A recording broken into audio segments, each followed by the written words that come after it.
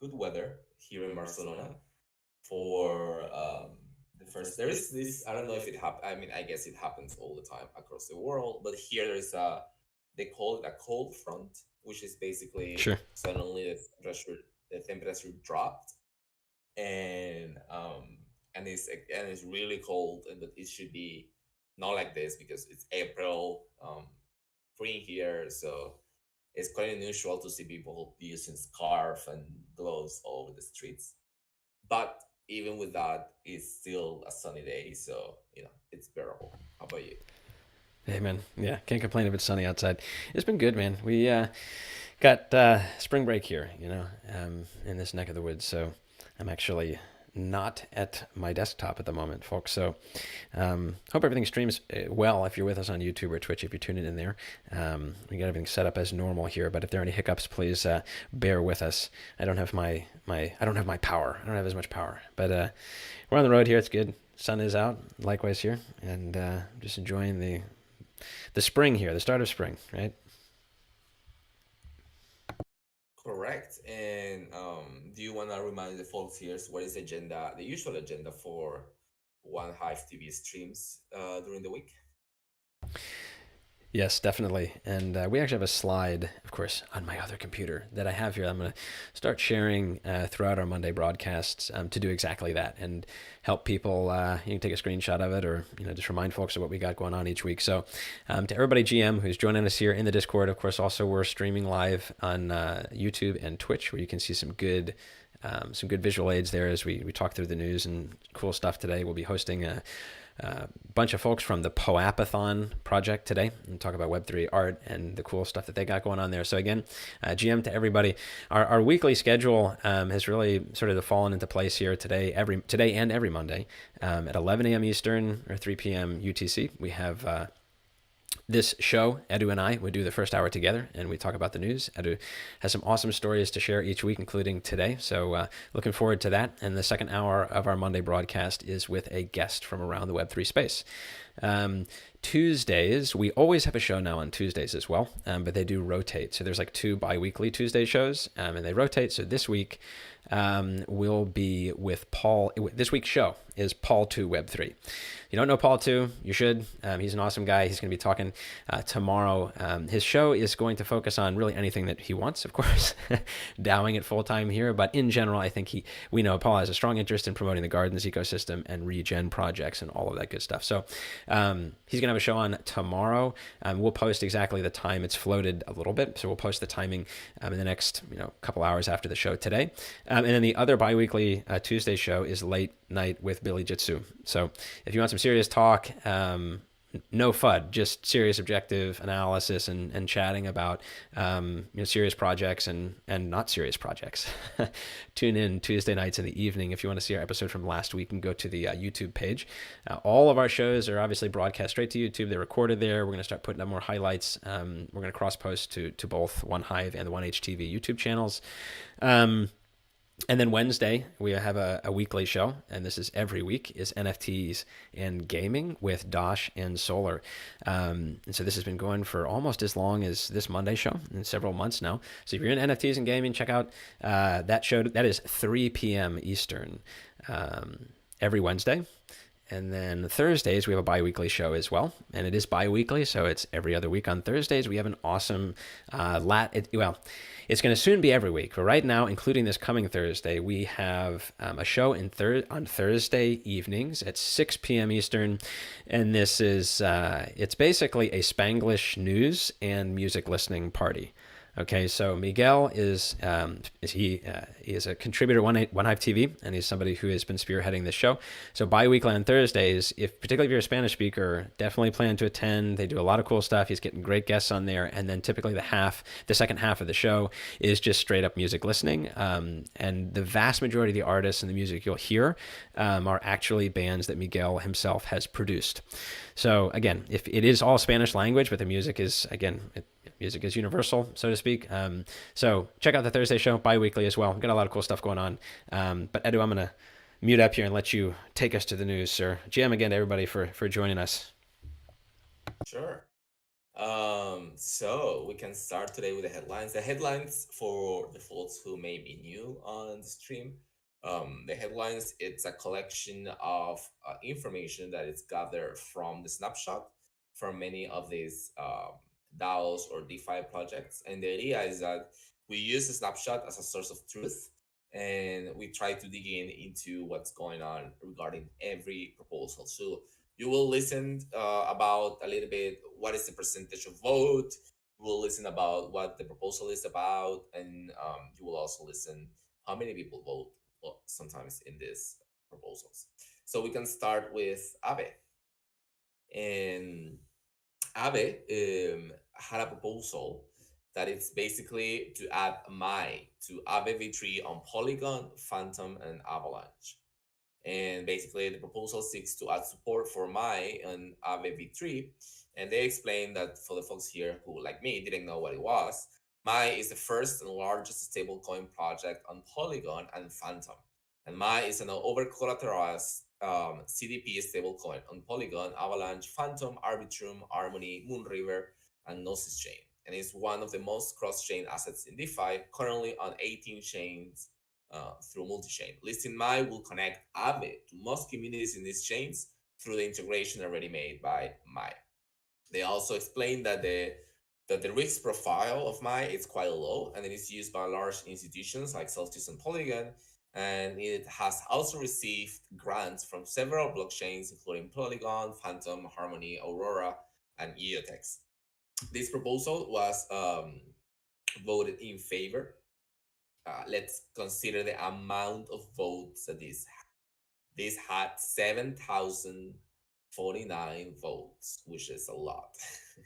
And there were 94% of approval and 245K AAVE tokens on this. So the real question, have you used Mai, aka Mimatic? I have not. I have not. I've heard about this, um, sort of on the margins here and read about it on Twitter, but I have not used it. And it's interesting. This is one of the first proposals that we see to add an asset, add an asset to Aave and or like make a significant change to any of these DeFi protocols on multiple chains simultaneously. I mean, it sort of jumps out that this is going to be done not on a single or not on mainnet, but on three L1s, at the same time, or roughly, right? Getting approval for all three simultaneously. Correct. And I mean, if you go to their website, Mai.Finance, um, have you noticed how crypto has owned the domain finance? Yeah, for uh, sure. that's funny enough. The thing is that so they if you go to their website, they have listed, for example, their main chains where they are. They're in Kronos, Avalanche, Solana, Polygon, River, as we mentioned before, and they also have this pitch that they explain that they create a way for you to keep your crypto and still be able to spend its value. You are Right. able to borrow stable coins without having to sell your crypto asset and do so at 0% interest. So yeah, Yeah, it's an over so they collateralized stablecoin. Is my understanding there. yeah. But obviously, going for three chains at once is in line with sort of it seems like the approach of Mai in general, right? Sort of multi-chain stablecoin there, and like you said, it seems like overwhelming support here. And I mean, I there's no like other circumstances where we can see this huge support, but then it's because there's one person voting. In this case, the Right. top voted had 162, but the rest were a lot of a lot of votes of 4K, 5K, 5K, AVEV, 25, 56. So it's interesting the seeing the support of this. They also shared on interesting notes on this proposal. For example, a security consideration, and they explained that Mai has undergone through audits. They linked the audits, and constant internal reviews are performed to ensure Mai's economic and technical safety. And the protocol currently has around 350 million TVL, And so yeah, they share a lot of information in this proposal. Mm-hmm. So it's interesting. It's interesting just because uh, how transparent it seemed to be, and I guess that by the amount of people supporting it, um, people also favor that transparency in a way. Totally, man. Yeah, and like I said, it's funny because I know that I sort of knew about Mai Finance, and they were at ETH Denver, but what had caught my attention most specifically recently was when Billy had. I think that I'm pretty sure that Mai Finance was the one that had some issues with Superfluid, and we love Superfluid. So like this is just sort of a risk of. I guess it's a cost of doing business in the crypto space sometimes, but. Yeah. It's cool, and my understanding again. I don't know all the background of Mai Finance, but like I get the impression that they are more community driven than other projects. I could be wrong about that, but that's just sort of my impression. So I don't know if all their decisions are, that would be something to look into Snapshot, obviously here, but I'm not sure. Maybe anybody in the audience knows or uses Mai Finance. Feel free to drop a question or comment in chat. If this is bullish, if this is something you support, if it's something that you think needs to have the brakes pumped, as it were. But I don't know. Do you know, Edu, like as far as the governance, like the protocols for AAVE? Like we talked about Uniswap a number of times in the past, but do you recall if AAVE has the same sort of approach of temperature check, consensus check, and like prior to it getting final approval? That would be a good question. In this case, for Aave, they um, in their forums, sorry, they have they explain also that this proposal is submitted by the protocol that develops My Finance, which is called the DAO protocol. Um, Yeah. and so the proposal it's put it on the forum on the label governance and on the label new asset. So my understanding, they do not have they don't have the links to what will be the next steps regarding if it's approved or not. But we can dig in and talk about this next week and see, what are the steps. And this is something that always happens with organizations, is that they don't have their governance layer like accessible. Sure. So, oh well, I correct myself. They do have on the forum. Um, yeah, they do have it on the forum, but it's an IIP from idea to implementation to execution, community governance. So yeah, it's we will have to dig into this a little bit more to figure out how this plays around. But yeah, because this is not submitted under the AAP category. Well, we'll see. Right. Right. I'm not really sure what the quorum is either. They don't list it like some DAOs do, but there's no doubt that this got a lot of support. I mean, Ave Chan, which is one of the top, the most active people and probably the largest wallets, voted in favor, but wasn't the top, right? So obviously, it's got as you already said, it's got a good wide support. Very cool. Yeah, yeah. And we can move on to. I will add a note to come back and explore the governance. I'm writing this note right now to explore the governance of Aave, and then we can move on to Sushi. Cool. And then Sushi proposal, it's called Enter the Stargate, a signaling proposal. And basically, this proposal expectation is to produce a community signal on whether to implement the Stargate Omnichain native bridge into Sushi to allow Omnichain token swaps. Sushi is currently deployed across 16 different networks. A drawback to this is the time-consuming experience of swapping native chain tokens against non-native ones, which requires multiple steps into various third parties. Stargate comes as the first user application built on top of Layer 0, and it is an omni-chain asset transfer protocol that leverages the Delta algorithm to solve the bridging trilemma. Stargate has committed to help with resources for Sushi to help make this as light of a lift for the Sushi team as possible, and they will make this integration happen at no cost to the Sushi community. What do you think about this bridge stuff? Yeah, bridges scare the shit out of me. Sorry, I don't know. This is one of those things where I'm just sort of out of my depth here. This is something I'd love to hear, Billy's, there are other people's thoughts on as far as from a dev perspective. Like, I guess Stargate is not something I'm intimately knowledgeable about. Are you aware of this? I'm going to Google it right now. Um, No. so they The have thing some, is, yeah. for example, is in the meantime, you share about Stargate. It was passed with 92% of approval. This proposal. You also have a poll up if you voted on that, and they surpassed the quorum. The quorum is 5 million, and they had a quorum of 6.9 million. So you have 625 votes on this. And yeah, a lot of people vote for this actually. And it passed. The thing is that, Yeah. yeah, the Stargate thing doesn't share, like, if we contrast this with the other proposal that we just talked about, there is little information on here. Um, they just have a forum link, of course. They have a forum link. And but it doesn't say much about anything else. And if have you taken a look into Stargate's website?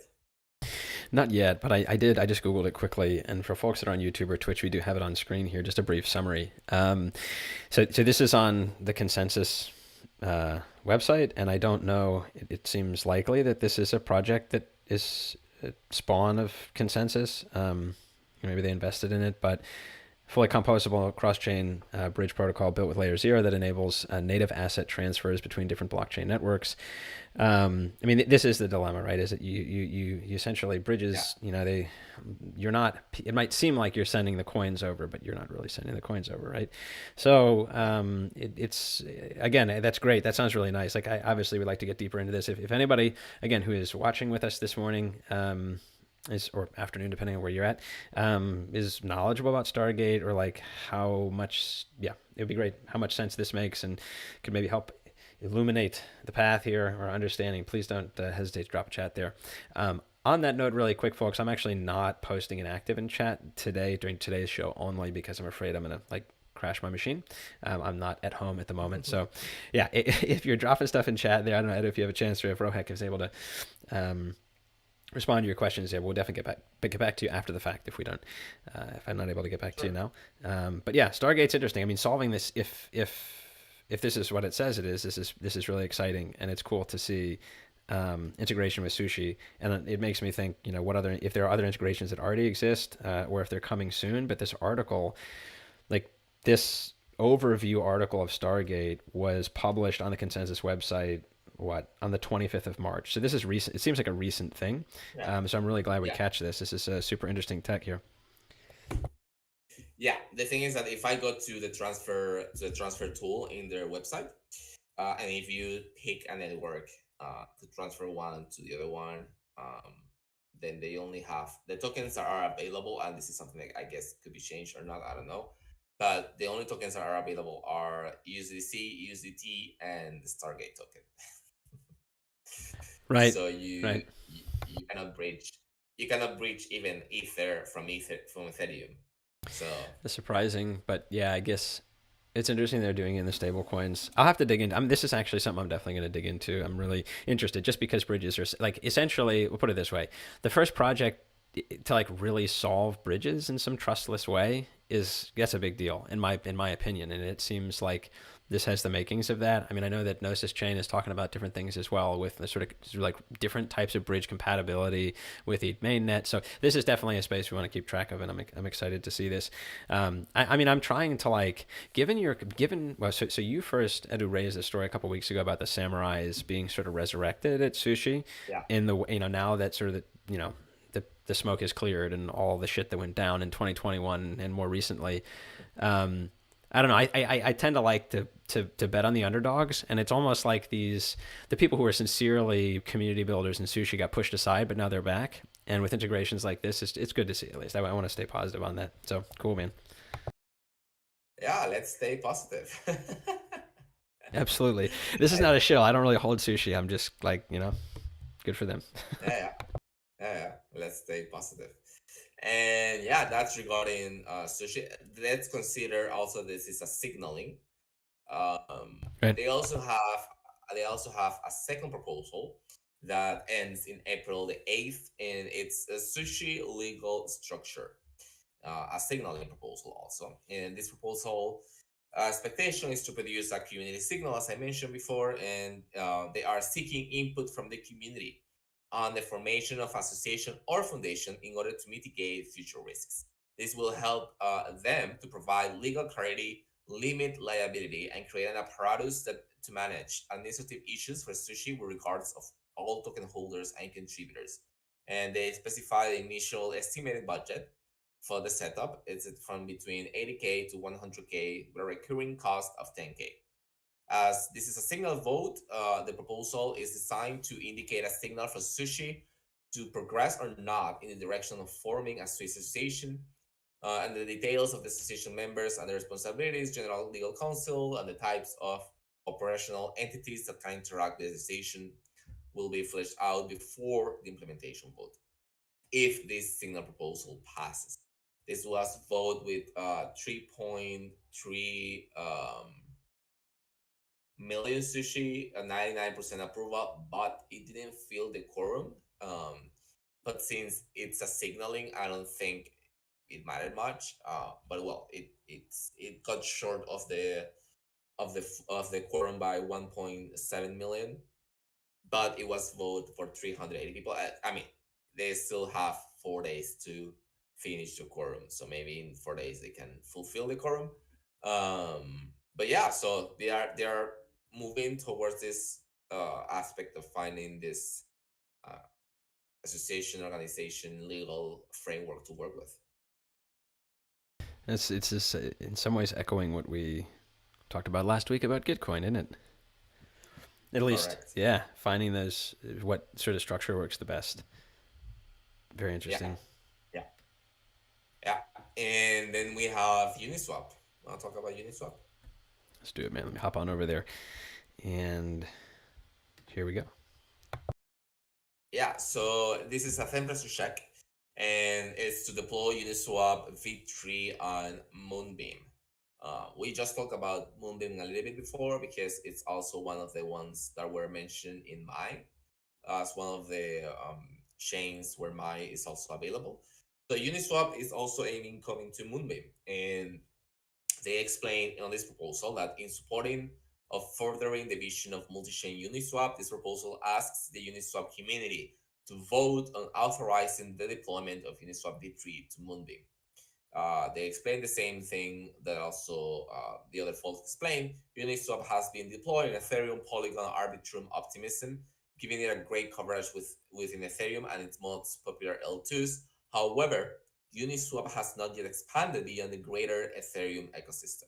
And they explain for the folks here who may not know Moonbeam, Moonbeam is a Polkadot parachain with features EVM compatibility, allowing it to serve as a port of entry for Ethereum native apps to participate in the greater Polkadot ecosystem.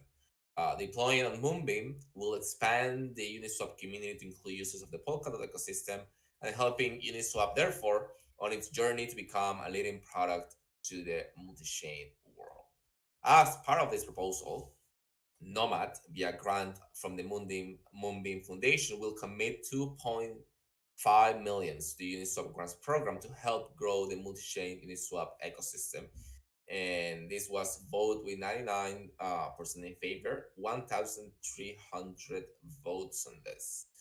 So we are seeing the need of expansion quite often. Every week we have, another proposal for expansion of protocols or change or any other folk. Yeah, no, this is definitely the case here. There's a huge demand for the V3, right?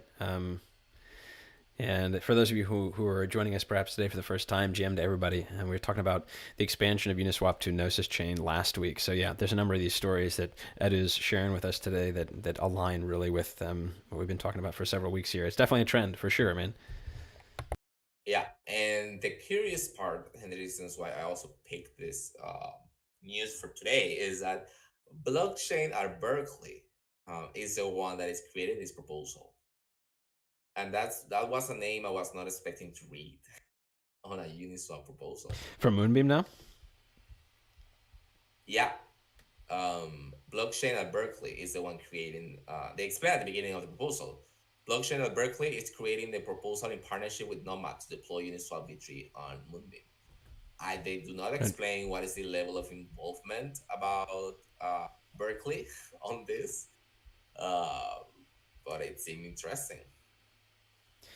Yeah, I don't recall. I maybe somebody again in the audience can remember better than I. There was something like there was some chicanery with not blockchain at Berkeley. I'm not trying to say this is at all a bad actor. I don't know nearly enough to like reach a conclusion. I just recall that there is my understanding of blockchain at Berkeley. Obviously, this is like it's a college group here, and Yeah. so it's great to see a group. But there was some question over essentially, and this is not good or bad. It was just happening where if you have a collective, say, of students at a university like Berkeley.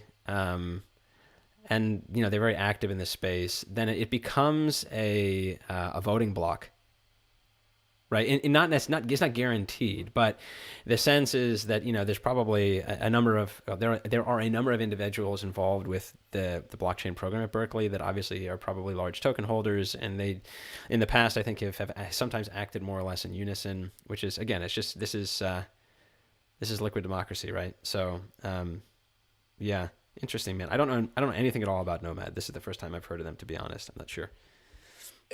Yeah, I mean, in on the blockchain Berkeley, they explain that they offer things for students, but they explain that for companies, they conduct research and provide consulting services to Right. established blockchain projects and Fortune 500 organization. They offer a range from software development to advisory and consultation and blah blah blah. So Mm. they even have an accelerator. So I don't know. It's interesting. It's interesting seeing the academic world in a snapshot proposal, which is something I don't see quite often. And it gives me certain feeling of accomplishment, but also unease Sure. that I cannot explain properly. So my bad on that. But yeah, it's interesting. They do not develop any more information on how these two things happen and what is the actually relevance on them sort of putting up this proposal, or either they have uh you know a certain kind of investment on Moonbeam, which is, I guess, is how it goes. um but yeah, I'm still figuring out how this actually works. Well, and I just got to say one other thing that's like, it's relevant to the conversation last week concerning Uniswap coming to Gnosis Chain and Moonbeam and all this. Um, there's this. It's exciting on one hand, on the other hand, it's like it's a dilemma for projects that have been building in that space for a while because they're just going to get eaten alive, right? I mean, if you're if you're a community bootstrap Dex, like, good luck to you, right? If Uniswap comes now, it obviously trades off with a whole bunch of other things. I'm not saying that this is a bad thing. It's just there's different perspectives, right? They're the people who are token holders who own or who hold whatever the Moon River token or Moonbeam, whatever it is, right? They hold the utility Yeah, token, and if Uni V3 goes there, I mean, who knows? But it's likely that that's alpha for the token value. On the other hand, if you're running a DEX like, I don't know what the name, there's one of the leading DEX or something like Solar Beam or something like that, like, you're wrecked. Like, yeah, all your liquidity is going away. So it's definitely, and it's an interesting paradox, right? These expansions that we're looking at from the blue chips, right? It's inevitable in a certain case, but I certainly hope that community-driven projects aren't, entirely squeezed out. yeah, yeah, yeah. So those are the headlines for today. And then we can expand to, oh yes, you want to touch bases on Gnosis and Agave. You like comment on that before we move on to Yeah, NFTs? definitely, man. Yeah, yeah, yeah. So I'm gonna adjust my mic, folks. Give me 2 seconds. Okay. Yeah, the idea here is last Tuesday on Paul 2 Web 3, he had with him Monstrosity. And if those of you who don't know, Monstrosity is a longtime contributor to OneHive, somebody who is involved with AAVE, not a dev, but somebody who's just been around and in the community and is very active and involved. And he was on the show last week talking about the Agave hack. And so if you're interested in hearing some fireside chat conversation about that, to my knowledge, there really hasn't been an AMA yet, and there will be, but this was actually a very sort of informal, unannounced conversation, and it's quite good. And I think that if you're affected by this, you're somebody interested in learning more, and from the perspective of somebody who, well, so Paul too, obviously an active member, he was directly affected by the hack. Monstrosity likewise, but he happens to be somebody who's like in the room, in the war room, so to speak, when the shit went down, and has been active. So the point here is that Monstrosity last week was discussing this. I followed up with him, and he informed me that he has a forum post right now on the Gnosis chain, on the Gnosis forum. And I'm going to grab this real quick. I have it in the wrong place here to bring it up on screen for everybody who's watching us on YouTube and Twitch. I'm going to put on screen right now a tweet that you should check out. If you're interested in learning more and actually getting active. So there's like an action item here, call to action in just a second. Let me make sure that the tweet comes up. And this is from Martin Koppelman, who is one of the co-founders of Gnosis. And he tweeted this out a couple days ago, or actually 2 days ago. Should Gnosis DAO invest in Agave lending to strengthen DeFi on Gnosis chain and help the protocol recover from the recent hack? And then he links to the forum conversation where this is all going down. So the reason I'm sharing this with you, obviously, is if you're interested in weighing in and interacting with Koppelman's tweet, then you can find that on Twitter, and the link here is also on screen to the forum. I will post these after the fact, unless somebody else can drop them in the OneHive TV chat channel. Again, just because I don't really have the capability to do that at the moment, but you can see it on screen here. And this post, I believe, was originally, the OP is Monstrosity, and then there's an ongoing conversation. And the link itself from Koppelman goes to a follow-up comment by Monstrosity from a couple days ago. That frames up some very specific parameters for what this investment would look like. And I think framing here is really important. Some people are using different words, but in this sense, this is it's a way in which Gnosis DAO can help to backstop the only borrowing and lending protocol on chain right now. So in particular, if you were affected by the hack, this all points to some form of remuneration in one way or another. Again, this is neither financial advice nor expert insight on anything related to this. Like, I don't have any inside knowledge. All I'm trying to do is sort of point people in the right direction if they want to learn more. So I would say first go to Twitter. Maybe read up on the thread there, weigh in if you'd like to, and then head over to the link on the Gnosis forum to figure out or to learn a little more about the details of what's being proposed to help stand up Agave. There you go. And thanks for that. So let's start this section with a question to us, which is, have you ever been scammed? No, I mean, no. Like, maybe it's a good question. In crypto, it's like, I don't know. It's kind of an interesting question. Like, in some ways, you need to define a scam, right? Like, how would you define a scam, Edu? What do you think? Any form, could be real life, could be crypto, that you have lost money because someone tricked you into something that was not correct. Was not the thing that they were selling to you, or you were sort of fooled by a scammer in this case. For example, in Panama, what happens a lot is a trend of people calling you from prison, explaining you that he is, or he has someone from your family, or all these kind of things, and you have to pay, giving a deposit to the cards, and it's like this, but it's through a call, for example, and that is a scam. You have been scammed if you pay, of course. So going back to the question, have you been scammed?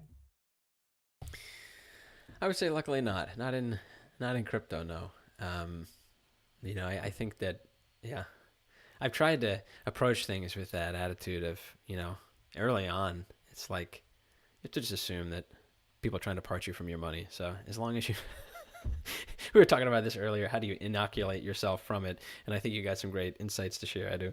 Um, Personally, I don't think so, man. What about you? Have you run into this this issue yourself? No, but mainly because I'm a very boring person who don't tend to invest, or I'm very accepting. I'm extremely accepting person. So every time these kind of things comes to my door, I'm like, tell me more about it first. So yeah, I'm quite accepting about these kind of things. So the reason why I'm bringing this, it's because on the past let's say month, I've been tracking this account called SACXBT. And SAC make this very, you know, in the name, in the sake of art, kind of endeavor, which is to share and mention what he believes is scams, or he make this research. Let's rephrase that. He make research on potential scams, and he has been doing a lot of NFTs lately. And the reason why I bring this up, it's because we started this conversation via DMs with the Wells. And this was not necessarily a scam. This was something that went wrong, which is the April Fools. You know, everyone on April Fools were making tweets. There was this, I don't know if you're familiar with Celtics. Celtics is an auditory, they do audits for protocols. And I remember being on their Telegram, and they suddenly, when I entered to the Telegram, they have changed their name to Justin Sun Celtics. Like Justin Sun just bought the company. And people were really confused. Um, Justin but at the Sun same has a time, I was son. really Wait. I didn't know Justin Sun had a son. That boy looks young. Like all nothing of a kid. I'm joking. I'm not gonna throw too much shit at Justin Sun. Continue. I'm sorry. Anyways, and so there was this situation with the Kava platform, Kava down platform, and that they tweet something saying, "So excited to announce that Elon Musk just confirmed Kava as the first L1 network to power yield farming while you drive, coming to all Teslas starting tomorrow."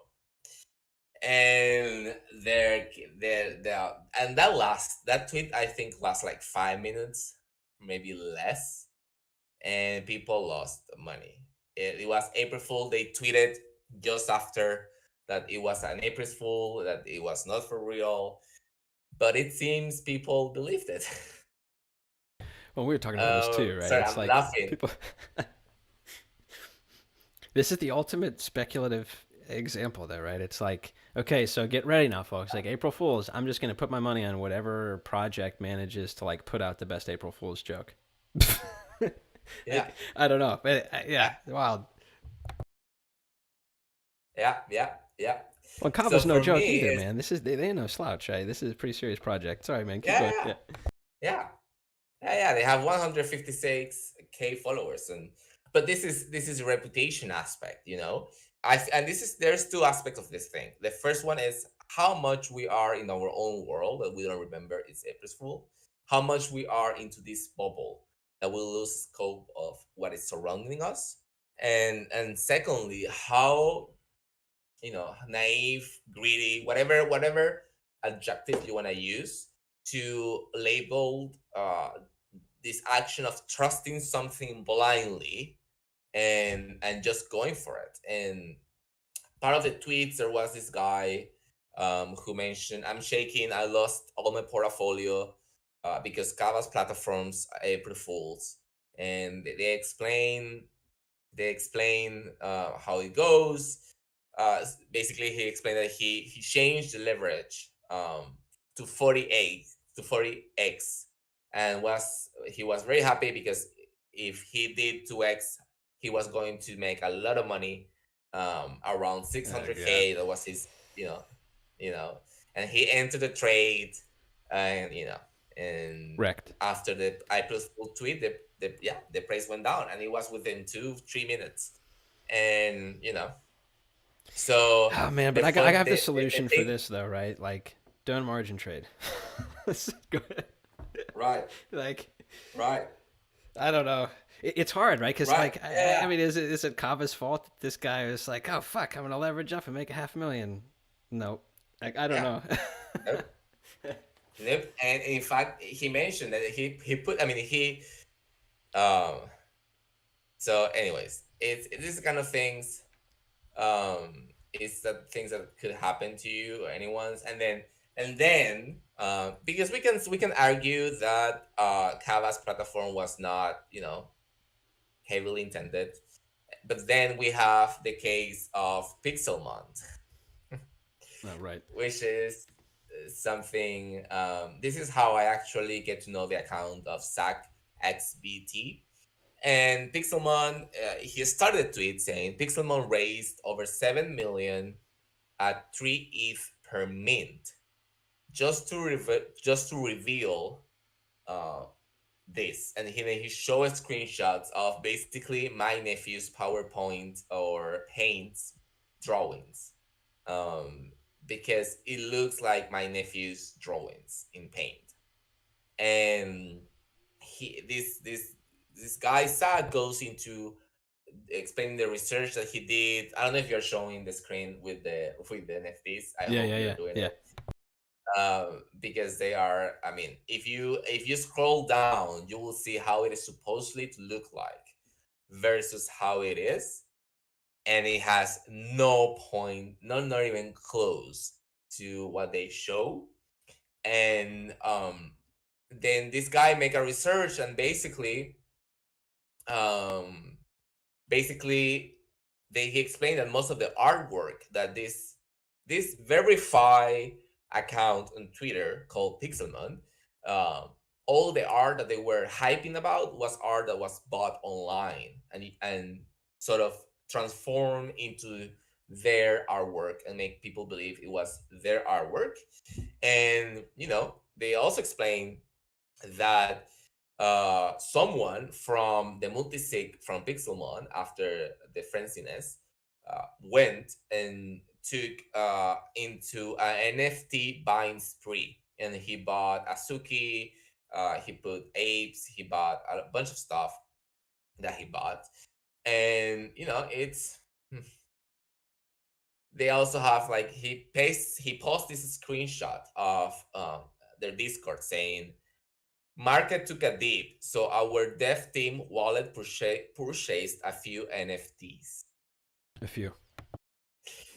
A few. So the idea is you didn't have money to make a better design or to install it, but you did have money to buy 400, in NFTs. So, Well, I mean, and yeah. he exposed. Yeah, go ahead. No, I was just to say, it's like to this tweet that Go you ahead. shared. It's like, I mean, yeah, it's the question. I understand this for some folks. This is we're trying to establish sort of a narrative here and talk about ways to avoid and be aware Yeah. of scamming, as sort of an off and on theme that we have in the show. So, like, in this case, this is a story that was earlier this year, but I think it's it's like define rugged. Right? Does rugged really have to mean that they ran away with the bag, or is it just like they promised you something and then it was just a shitty mess? Yeah. Like, Yeah. and Yeah. yeah. Yeah, and the thing here, folks, and it's like if you see, and this is the bottom line, like this website, and this guy's tweet Sachs XBT, it's a great place to take a look at. He even have an investigation Notion site.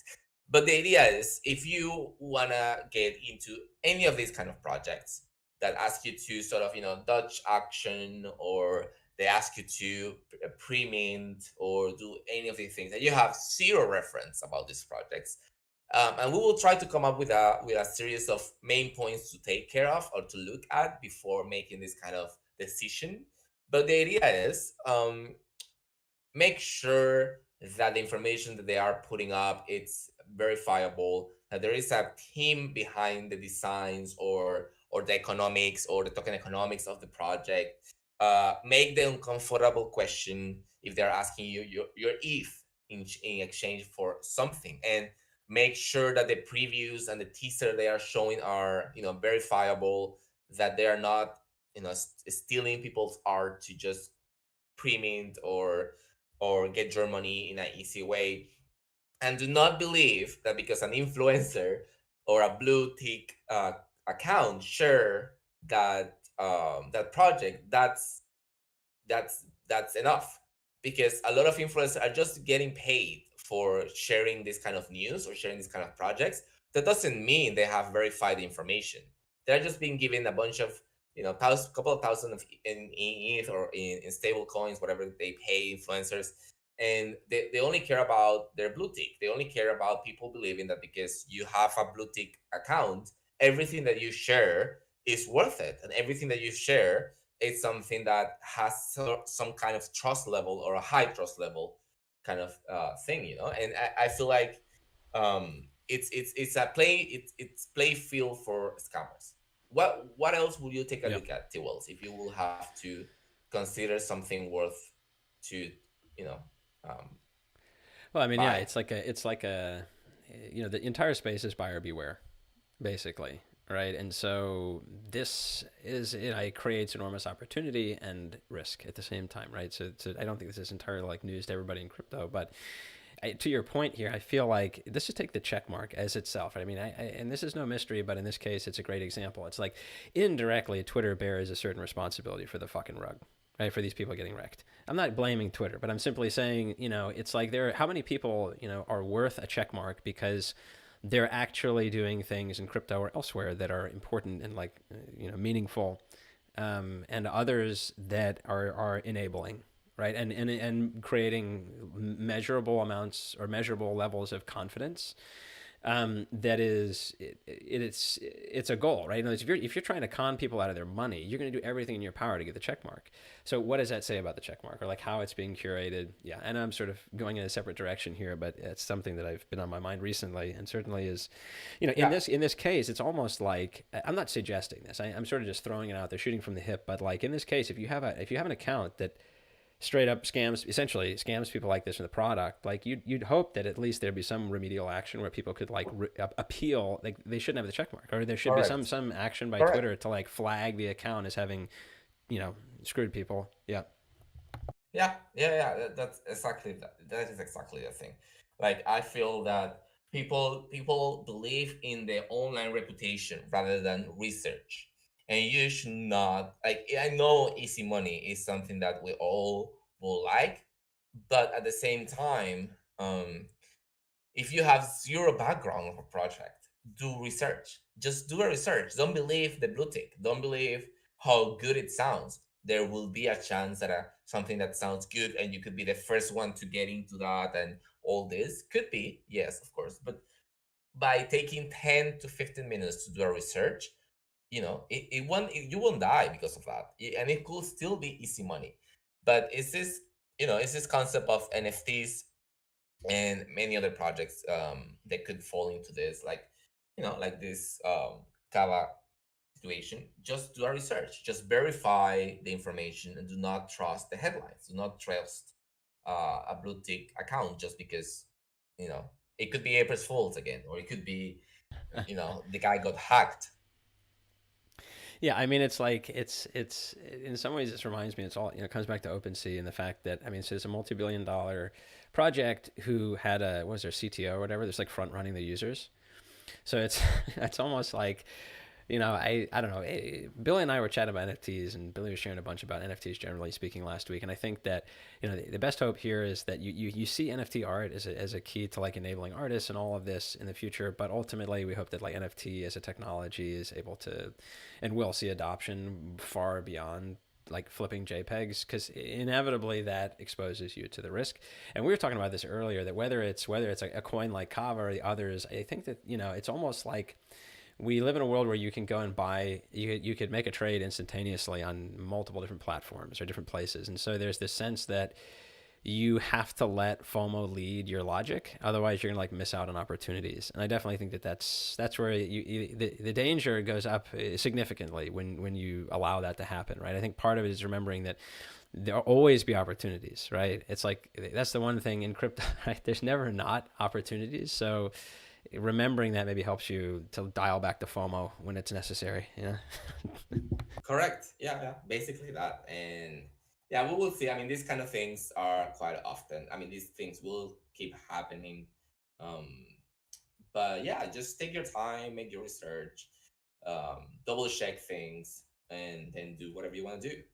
Anyways, this was my piece of the day. We will create a thread on Twitter to keep track of these kind of things and try to keep a little um notes on with what kind of scams are around so people do not fall for that.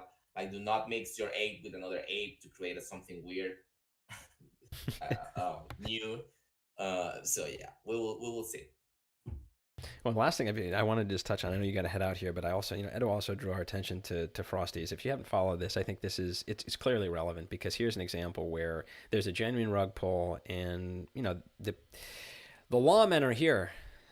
They have arrived, and there are more of them coming every day. So it's a double-edged sword in this case, right? I mean, they're going to Yeah. obviously have some deterrent effect. Maybe, maybe not. It'll be interesting to see. But the Frosties is an interesting connected story here for sure. If folks haven't followed Yeah. this yet. I'm pretty sure. I mean, we can dig in on the Frosties next week, but it's I remember what's the name? They changed the name to Frosties to Embers, and I tweet about it, and I was like, really? You had such a low imagination that you rock poll people with the name Frosties, and your next project was called Embers. Like, really? Like, that's Anyways, FOMO. yeah, yeah. I have to go. Right on, my So, man. Of course, dude. thank you everyone who is here.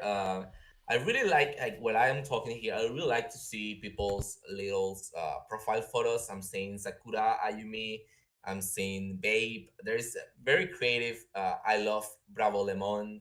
There's very interesting profile photos here. Thank you so much for taking the time and listening to us ranting a little bit here today. We will have these sessions every Monday, so please join us next Monday. Right on, Edu. You have a great week, man. We'll talk to you soon, brother. All right, take care, everyone. Cheers, mate. Well, and once again, GM, everybody, for joining us today. Well, GM, and thank you for joining us today. I got a couple notes here in the chat here. Sola, I really appreciate your comment there. I hope this is a little bit better. So if I need to turn up my gain or I'm like too far away from the microphone, just let me know. As I mentioned before, I'm on the road today. So hope everything is coming through smoothly and clearly as we can. That type of feedback is really actually super valuable, folks. So if you have any issues, audio or elsewise, let us know here. We got a couple minutes before the top of the hour. I'm going to actually cover one more story, and then we're going to break for a few minutes, and we'll come back with the POAPathon team and get into it with them in the second hour today. So I wanted to, I don't know if I'm going to, Billy, if you want to raise your hand, man, I'll see if I can get you up on stage here. If you want to chat about the two pool curve story, I think this is really interesting. It's quite a bit different than anything we've sort of been talking about so far today. But I'm going to send Billy an invite to speak, brother. I know you're probably on the road and doing other things, so if you can't hop up, don't worry about it, folks. But I'm going to put something up on screen that Billy brought to our attention. It's in the chat channel, the One Hype TV channel, and it concerns what I believe is a proposal on curve governance here. So let me get it up on screen, and we'll see if we can get Billy up here to chat a bit about it with us. Give me a second here.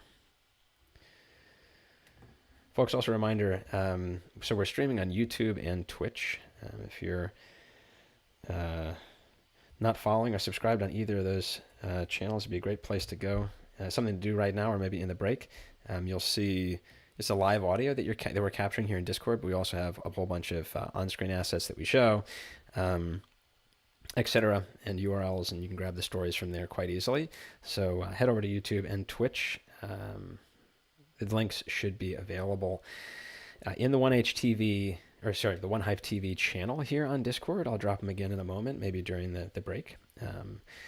And you can check us out over there. And the recordings will always be posted. As I mentioned earlier, we'll also be getting highlights up. So throughout the week, we have a great team of folks that will pull out a couple highlights, 2-minute clips of what we've been talking about here, and we'll post them up there. We'll also get them out on Twitter. So OneHive.org, at OneHive.org.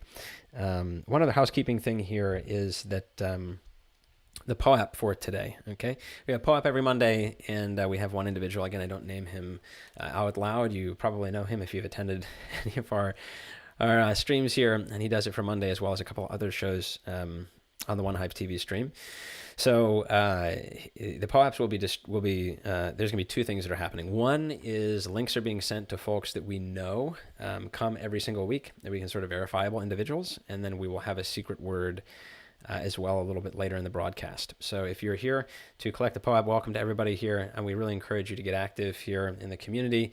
You can follow us on Twitch or One Hive on YouTube, 1HTV on YouTube, or One Hive on YouTube. They're two different channels. We're having to sort of straddle the fence here due to technical difficulties. But POAP should be forthcoming here, and GM everybody for joining us. The story here I wanted to just touch on before we take a quick break is brought to our attention by Billy about adding two-pool-based implementation. So he's going to be more knowledgeable about this, but according to his summary in chat there, it appears as though this is a proposal that in some ways Billy seems to believe that this is like an attack on DAI by exclusion.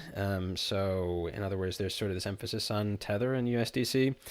And he's actually up on stage with us right now. So I'm going to mute up, Billy. Tell us about what's going on here, and then we will bridge over, man. What's up? Oh yeah, there's definitely two things. How you guys doing? Yeah, sorry, I'm on site somewhere, but I figure I'd drop in and chime in. So there is definitely, I feel like an attack on DAI. There's an argument. There's two arguments right now. Curve obviously being one of the largest, liquid dexes out there, pretty much the highest in volume on DeFi Llama or anything like that. And the argument has been that USDC and USDT have been basically exponentially growing in value, 50 billion plus, while DAI has been static at about 9 billion. And the argument is, DAI has kind of wrapped USDC for sake. And so because all these new stable algorithmic and all these different new up and coming coins are looking for liquidity, it's like, well, why is DAI getting the liquidity when they're not doing anything innovative or not doing much? Why can't we be in the pool? So Do Kwon from UST is basically saying, let's create a new pool that includes Mai Finance and Frax Finance and UST, and then USDC and USDT, leaving DAI out in the dust in a sense. They've been enjoying the liquidity of the 50 billion plus with USDC and USDT, but not really contributing to the ecosystem because there hasn't been much innovation.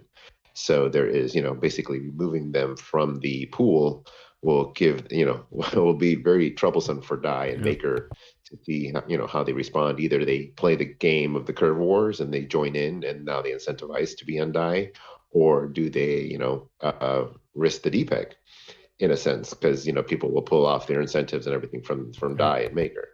So that's one. And then the USDN is a whole thing from Wave Protocol is they've just depegged too by an attack of Alameda.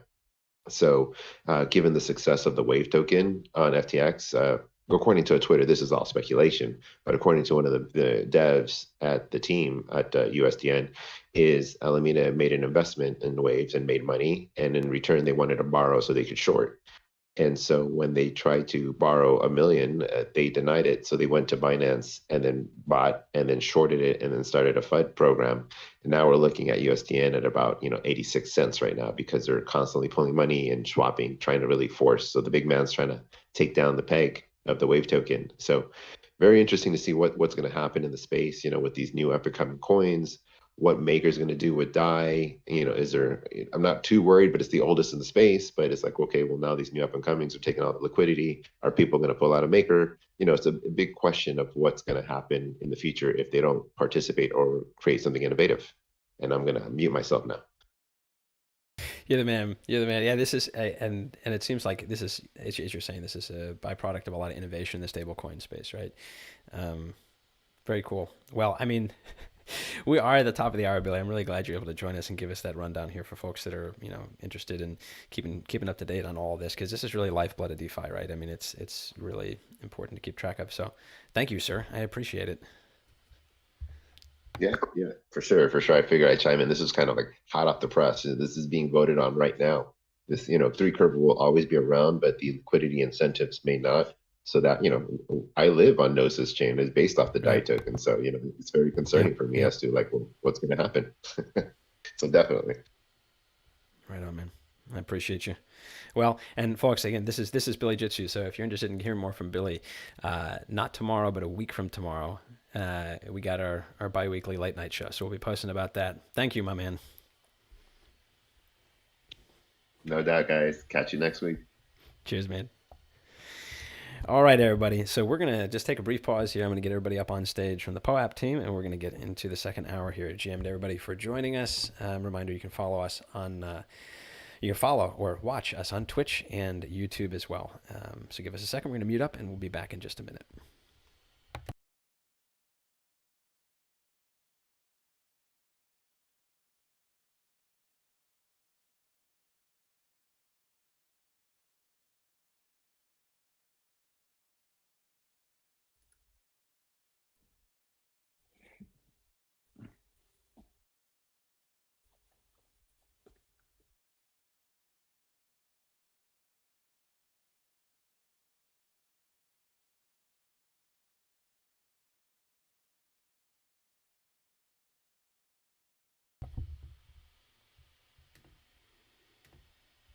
Hey, Tap Man, how are you doing? GM, sir. Glad to have you. Hey, Tap Man, GM, how are you doing, buddy? Glad to have you with us today, and welcome to everybody from the POAP team. Good. POAPathon. POAPathon. I'm sorry, my man. Yeah. No, that's okay. Let's go. What's up, Vistadon? Hey, y'all. No, that's always something, to clarify is like, POAP is its own entity, and POAPathon, which we can get into in a second, what is different there. But thanks for having us on. Of course, my pleasure. And Tap and I had a chance to meet. Well, so I first became aware of POAPathon for the ETH Denver event, and everything sort of followed from that. I had a chance to meet you, Tap. It was awesome, man. I'm really excited to learn more about and share with what you all are up to. Yeah, Beastodon's on with me, and Genetics as well. They both made it to ETH Denver as well. And they can do an intro. Amazing. Yeah, we can hop back. What's up? Yeah, it was nice to meet you both in person. Well, all of you four. The event going process is amazing, especially if they have a team to meet up with and rally with when you're at events like ETH Denver and some of the NFT events that are going on as well. We have like some correspondents for our live show that are at like different events that we check in with on our live show. It's just an amazing experience. Like you just meeting new people and stuff. I'm gonna shut up. Jen, what's up? Yeah, live events. I'm glad to be back, like going to live events. That was what I did before Web3 was festivals and like Comic-Cons and such. So it's fun to see it from a Web3 perspective. I was interested to see how many people would be in like Web3 costumes, and there were some. So I was happy. I gotta ask though, just like so what is your takeaway, like the comparative takeaway from ETH Denver versus other like non-crypto stuff that you've been involved with as far as events? So normally I go to like Ren fairs. Definitely costuming is better at Ren fairs. I'm sorry guys, you're gonna have to step it up. Yeah, but the cars aren't as nice though. Yeah, there's more air conditioning in Web3. You don't have a Doge Maserati. Watching Vitalik is entertaining. That's true. And there is a photo of me shirt dancing with Buffycorn, and it will be forever that I danced with Vitalik, because now any picture of Buffycorn is Vitalik in the Buffy suit, whether or not. So was that tense? Was that tense? Were you like, oh, this is nice? It was awkward because it was like first thing in the morning, but it was still really, really loud because it was right next to the shill stage, and you're like, hold on, let's dance, and they're like, and I know like when you're inside of one of those costumes, you can't hear a thing, and also I had to like throw a shirt on over top of my shirt so I could put on the Buffycorn shirt and dance. And the guy was the person that was in the costume was like, "What are you doing?" It was very awkward. I'm very good at awkward though. So Yeah. This is necessary for a good event attending, I think. It is. Yes. It is. Also something I learned at Renfests. Right on. T. Wells, can I ask, were you at ETH Denver? Yes, I was. I was only there for a couple days. So I got there like I guess Wednesday and landed, and then it proceeded to snow like whatever 4 inches immediately, and then I was out in pretty good time on Saturday. But yeah, were you Yeah, I guys think I there for the drove whole... into that. I drove into that actually. No, I was no. there 4 days over the weekend, the main event myself. I think yeah, Tap was there a lot. Yeah, I got there on Wednesday and I decided to go to the Shapeshift party, which they were like, oh, it's in Golden. So I was like, oh, Golden, even though there's a snowstorm, like Golden is like a valley, right? No, it was at the top of the summit of Golden, at like the executive's party house that he owns. And so the buses actually got stuck on the side of a mountain. And we had to like, I didn't wear a coat because it was like, you know, before the snow started, it was like It was 40. warm. Yeah, it was warm. So I ended up on the side of a mountain having to climb, like, it was almost like I was like climbing, like Mount Everest with no clothes on is like the best way I could describe it. Until I finally got to the house. It was kind of ridiculous. Oh man. Yeah. And then we played Pogs. Go. I'm glad you made it, man. We were trying to head out there, but we missed. We were waiting for the second bus and it never came. And then we sort of heard this. So I think you you were the advanced troops and we never made it. Did you make it back the same night? I know some people like just decided to stay there. Yeah, I was fortunate that JB from Amadeus Designs, like he was video shooting the event, so I had a ride home.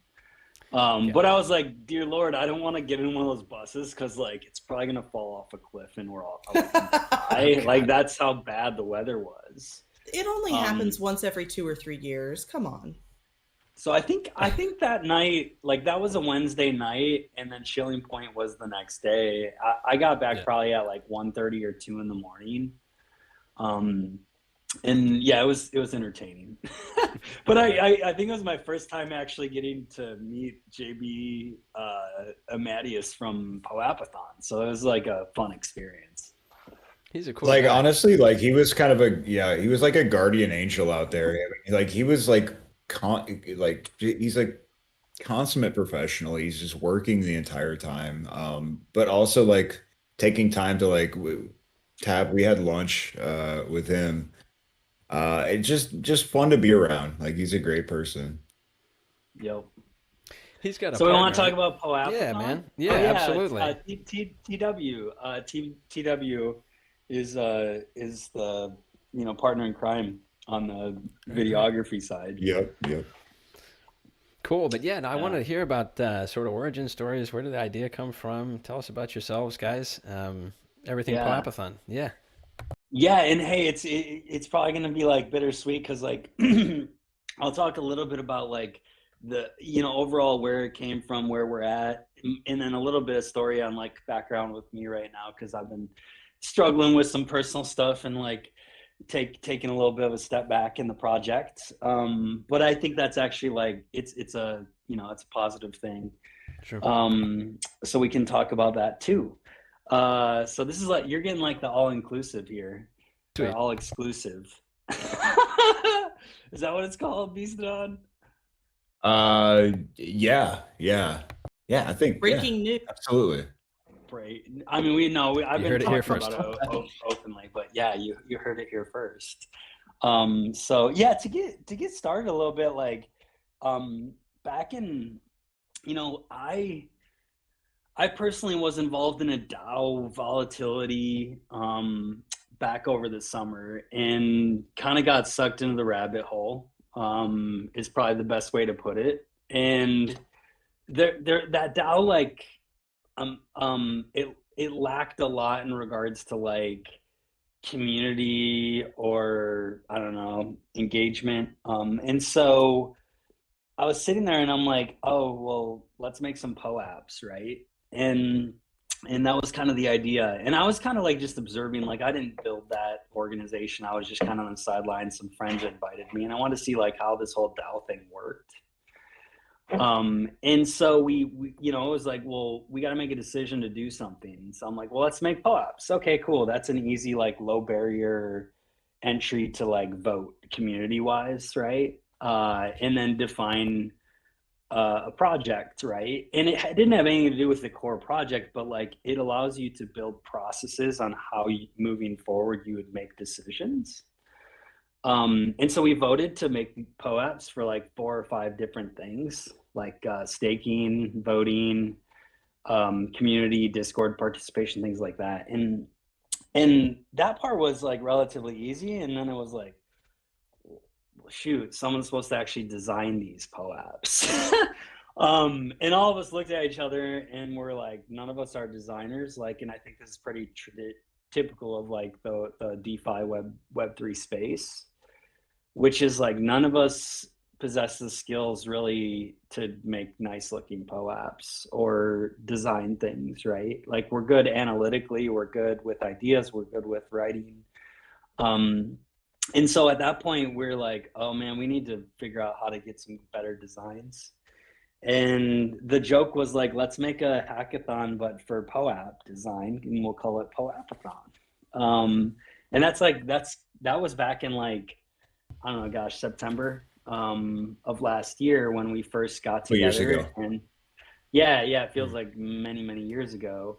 But yeah, that was the point at which we're like, okay, let's see if anybody else has the same problem. And so I saw this, like we had Uma come in and do an amazing POAP with volatility on one of our AMAs. And it was this dude named Surf Tranquil.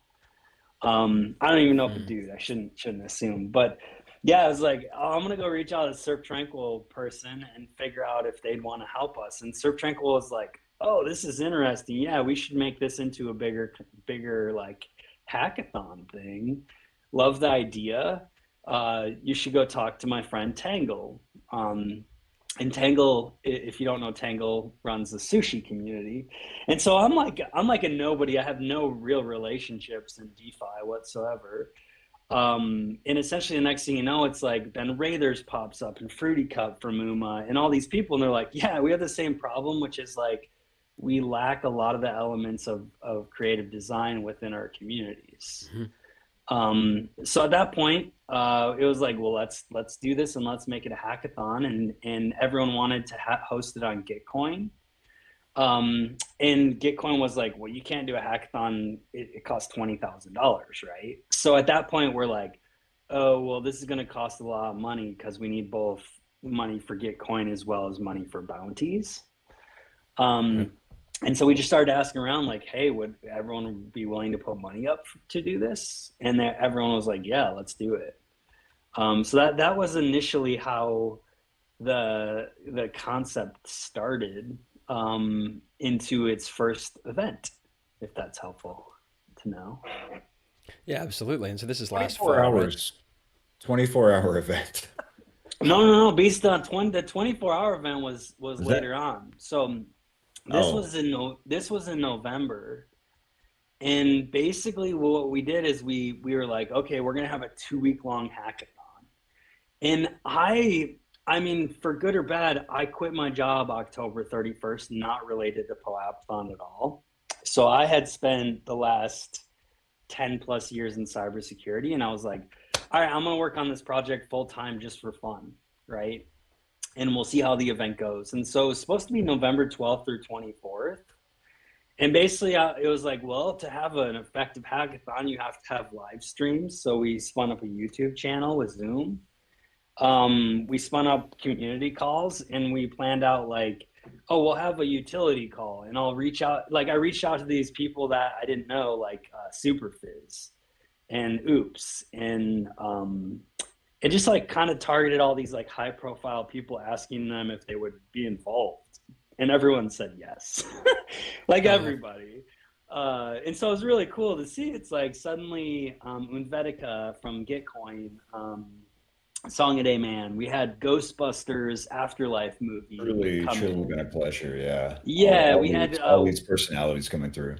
Yeah, West Coast Customs, right? And it was like, holy shit, like we like threw a party, and it was like a week and a half in, and it was like, well, let's make it another week, so we'll have it 3 weeks long. And so it was like we had over 3,000 people participating over 3 weeks, and it was just a giant party, and we gave away like, I don't know, $35,000 or $40,000 in design prizes. And after the end of it, everyone's like, what are we gonna do next, right? Sure. So it was pretty fun.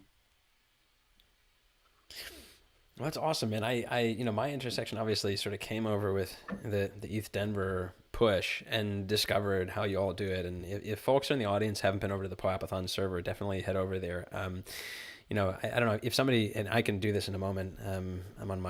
I'm mobile, so I have little limitations in how much I can do simultaneously, but definitely check out the One Hive TV chat channel, folks. If you're with us in Discord, we'll put a link there so you can head over to the POAPathon Discord and check it out. I mean, the way you guys have it set up for the curation and different project requests, I just thought it was very easy to navigate. I know there's a lot going on, but sometimes I'm telling you from an outsider, I know when you have our Discord is a fucking mess. Say that. Yeah, but it's funny you say that. Yeah.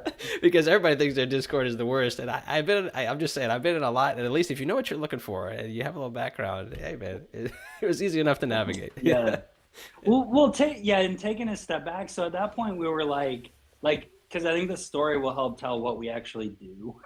Because everyone's probably still like, okay, so you threw an event, you had a design contest, right? Well, the thing is the artists are like, dude, we love this. This is a community where I actually feel accepted, and I feel like I have a chance, and I'm having fun, and I'm learning new things. So like a good example is Genetics was introduced by Chris Crypto saying, do a competitive design contest and you might win something, but this is something bigger, right? And so it was fun, and Genetics somehow stuck around, even though I think she got beat by Red Crystal, right, Genetics? Yeah, I did. I got beat by my best friend, which was awesome. And so I was like, okay, well, like, this is interesting. Well, the first thing that I was cautious on is like, okay, one-time events are cool, but that doesn't really scale. And so like we wait a second, all of a sudden like people started showing up being like, how do I get a POAP designed? And so I was like, okay, now we have demand actually that we've created. People after the event are coming to us saying, how do I get good design like what you guys created? And I probably didn't give enough credit to like all those sponsors like Sushi, Beefy, POAP, Cheeto. I could go on and on, like no, for real. For like real. They made it possible to give a bunch of money away, right? To all these artists to kickstart the community. And even before the event, POAP dropped us $8,000 to do a contest for NFT.NYC that like let us validate how we were going to do the competition moving forward. But it was kind of evident that like the Gitcoin platform was a developer platform and not for designers, right? So we're like, well, we need some more purpose-built tooling if we're going to do this at scale. But people kept on coming in saying, I want a POAP, and I'm willing to pay somewhere between $100 to $500 for it, right? Is the like product side. So I built products in the past, typically cybersecurity. So I was like, well, I want to build a product actually that like allows people to go make these requests on their own, and then allows artists to compete to win prizes, right? Yeah. And everyone thinks it's really easy to run contests, but the reality is like most of them are run really poorly. And so it was like, okay, well, let's get an intake form. So we use Typeform and Zapier and Discord, and we put that on POAPathon.com, and you can go there today and you can say, hey, I want to request a design, put all your information in, and then it gets posted in Discord. And that works really well because it's kind of like curated by us. At least guiding people on what things to ask for and what information's needed, so an artist can make a good design. And so at that point, it was like, okay, this could be a real service, but like, let's throw another event and see how people react to it. And so Beastodon, you're excited about this. You want to talk about the holiday special that we threw? Do I? I tried to stay up for the entire holiday special. Yeah, If we're talking about the 24 hour, that's the one. I think it was like 8 hours in. I fell asleep on camera and had to So and it we had to be cut from the so from our broadcast. it was funny. So I on missed that my part, block. Yeah. yeah, on that part, like basically it was like, okay, I think there's a media production thing here beyond just the design services, but it's kind of like it's kind of like a circle of reciprocal marketing, I would call it, where it's like nobody knows about the design service, so we have to promote it. But like, why don't we create something that's fun and cool that then promotes POAPathon as a whole, so then people realize we have design services and then they go use them, right? Sure. Um, and so before, like, I was like, before I commit further to continuing to do this project, I want to like make sure there's more validation that there's a real community here. So we set out to do a 24-hour live stream. And we literally blocked different projects and different people to take up time across predominantly like NFT and DeFi. So like we had people like Creative G2 come on and do rap performing or Yeah. do music Fantastic group, by the way. performance. Yeah. We had Vagina's NFT group come on and talk about their community and bring on artists like Jessica Yatrovsky, Coinbase art photographer, and all these different people. And so like we had 24 different time slots all filled up, highly distributed, and production was handed off from person to person. So it was like Beasted on, myself, Poet Viking, JB Discord. And the event was, we had 3,000 people in 24 hours. The live stream went all 24 hours. And immediately at the end, we found out that YouTube does not allow you to record more than 12 hours. So all the content no longer exists. Oh my God. Rip. But hey, lesson learned. But like everyone was like, holy shit, this is the wildest thing that I've ever done. And so like we had Rocket Pool on and eStaker had a segment. So like it was just a lot of fun. And it was like, okay, cool. Like we have we kind of have this like entertainment network product in addition to the design services, and it's reciprocal funnel where it's like one feeds the other. And then the idea was like, well, how do we get more design work? So in January, I was like, okay, I'll try and do this full time. So I'm kind of ranting on the story here, but it will set up for like where we're at now. And so I was like, well, how can we get more design work? I was like, let's make Pog packs. Like when I was a kid, there was Pogs that were around. Like we can turn these into a contest and we'll do it for ETH Denver. And everyone was just like, for all the old heads out there.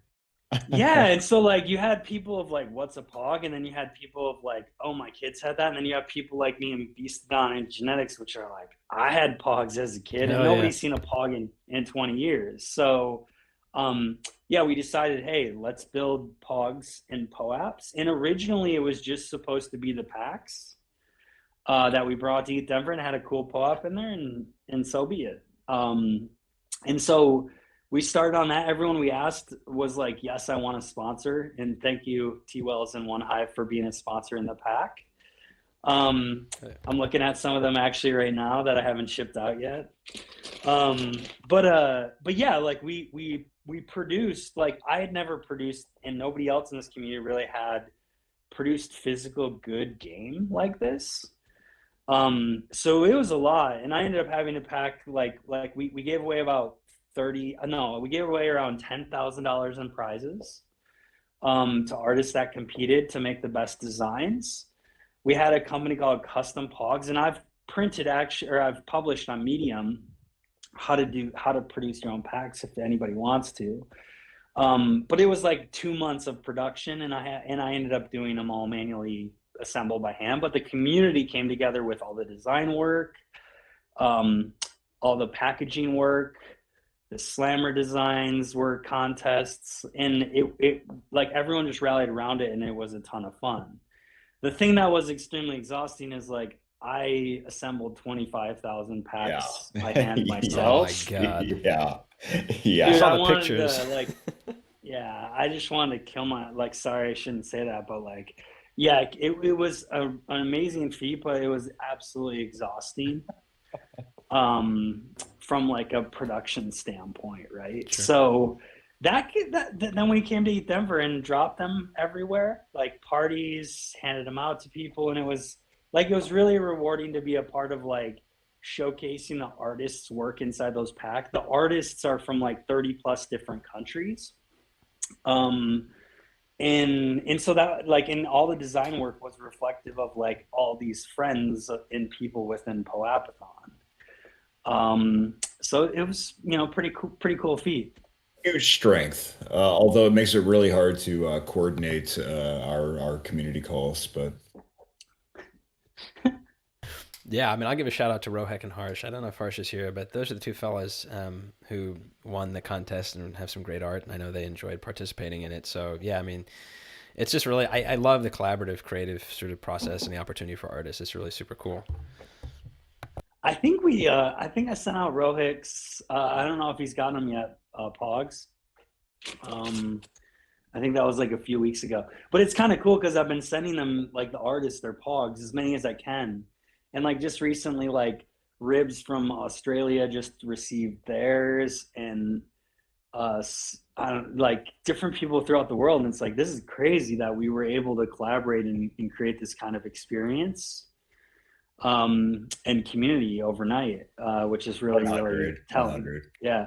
And then Super Fizz early on was like, for me, Staker was like, well, you've heard of Cryptogs, right? And I was like, I have no idea what you're talking about. And he's like, check out Cryptogs. It's Austin Griffith's project. That is a POG NFT game from Eat Denver in 2018. And I was like, holy shit, let's rebuild it and remake it. Austin, are you cool if we vampire attack your project? And he's like, oh, absolutely, go for it.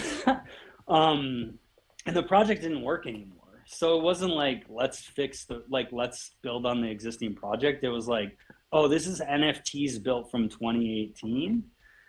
Let's build new and copy off of it. More or less what is like the approach we took with his permission. And so, yeah, then we had like this additional product or project, which is Cryptogs Reborn, which allowed you to mint when you had the POAP from the POG pack for a certain period of time. I got that one. To which I think we have on our live show, our broadcast, we have Austin on the 12th, right? Yeah, next week. Yeah. And so like what we decided to do right around the time of Eat Denver, or a little bit before, was like, okay, we have a production network we created, like a television show essentially, that like kind of stems out of the two events that we did called POAPathon Live. So that became like a weekly live stream essentially of it's a combo of like mixed entertainment that the community produces. And Beastodon, Genetics, myself, Poet Viking, JB Discord, Prof Ward are all kind of like have run and operated that quote unquote show, which showcases like what was on last week, Beastodon. Like we had someone like report in live from NFT.nyc. Like really more geared towards like NFT Web3-ish projects. Yeah.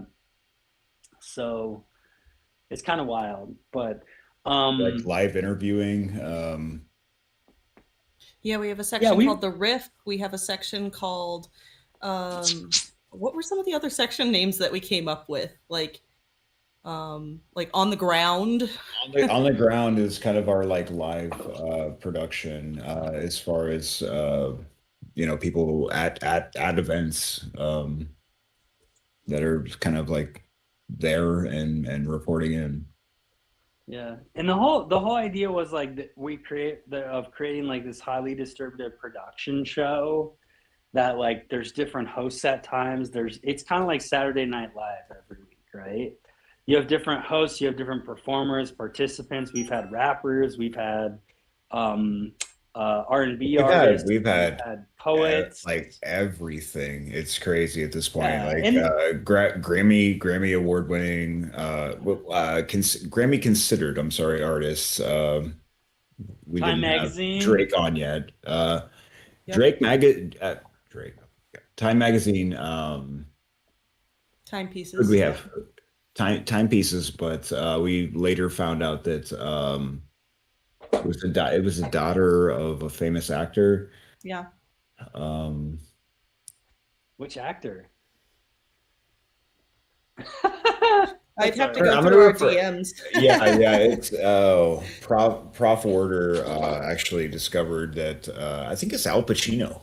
Al Pacino's Yeah, it was something daughter. like Oh that. wow, Oh, wow. that's Yeah. cool. Dope. Yeah.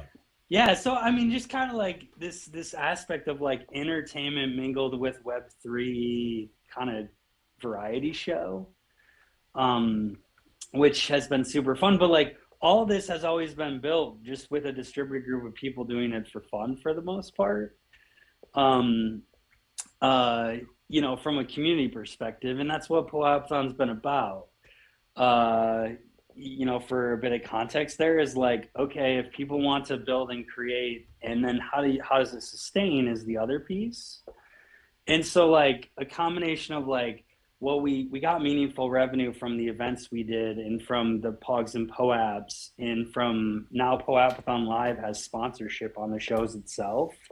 So these actually are funded things that actually will provide the opportunity for people to make incomes as they participate, which has been intentional from day one, and super exciting. And then the other, like, I think POAPathon Live, like we're already getting sponsors. We have, I think, Balancer, which committed, and then a few others that are committing, because like DeFi and Web3 protocols need visibility for their projects, right? Right. And we have an audience that's captive, where we have hundreds to thousands of people that view our shows on a weekly basis. And so that kind of provides opportunity for them to get exposure to new audience that they didn't have otherwise. Maybe like, and I don't know how you guys work, but like it might be similar to, I don't know if you guys monetize your different shows as well, but there's not that many opportunities actually to like do paid advertising in crypto, because the market is still very early on. Oh yeah.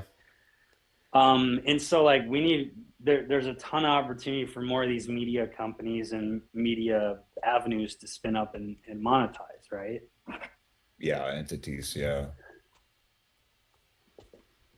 Yeah, most T definitely. Wells. This is T-Wells, a weekly what show, do you want to right? ask? What do you want to ask us? Yeah, Well, it is. Yeah, it's a 1 hour weekly show essentially. You know, think of it as like it could get syndicated as a television show someday.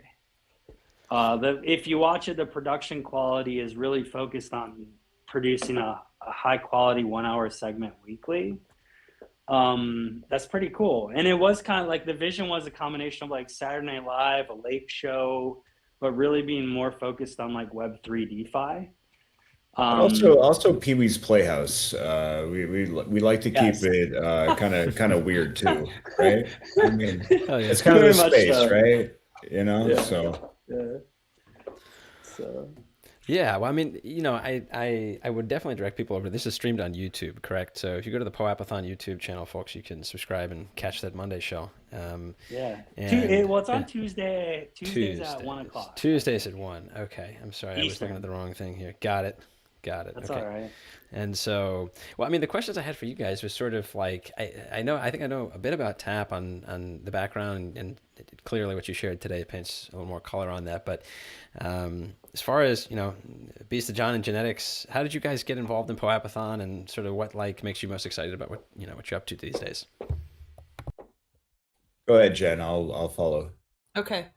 So before I was in Web3, my Web2 life, tried to go to college, didn't make it. I have some learning disabilities that what I call the real world has prepared people like me to fail against. And so I've tried 4 times to graduate from college. And all 4 times have gotten to a point where I get to certain classes and cannot get past them no matter what I do.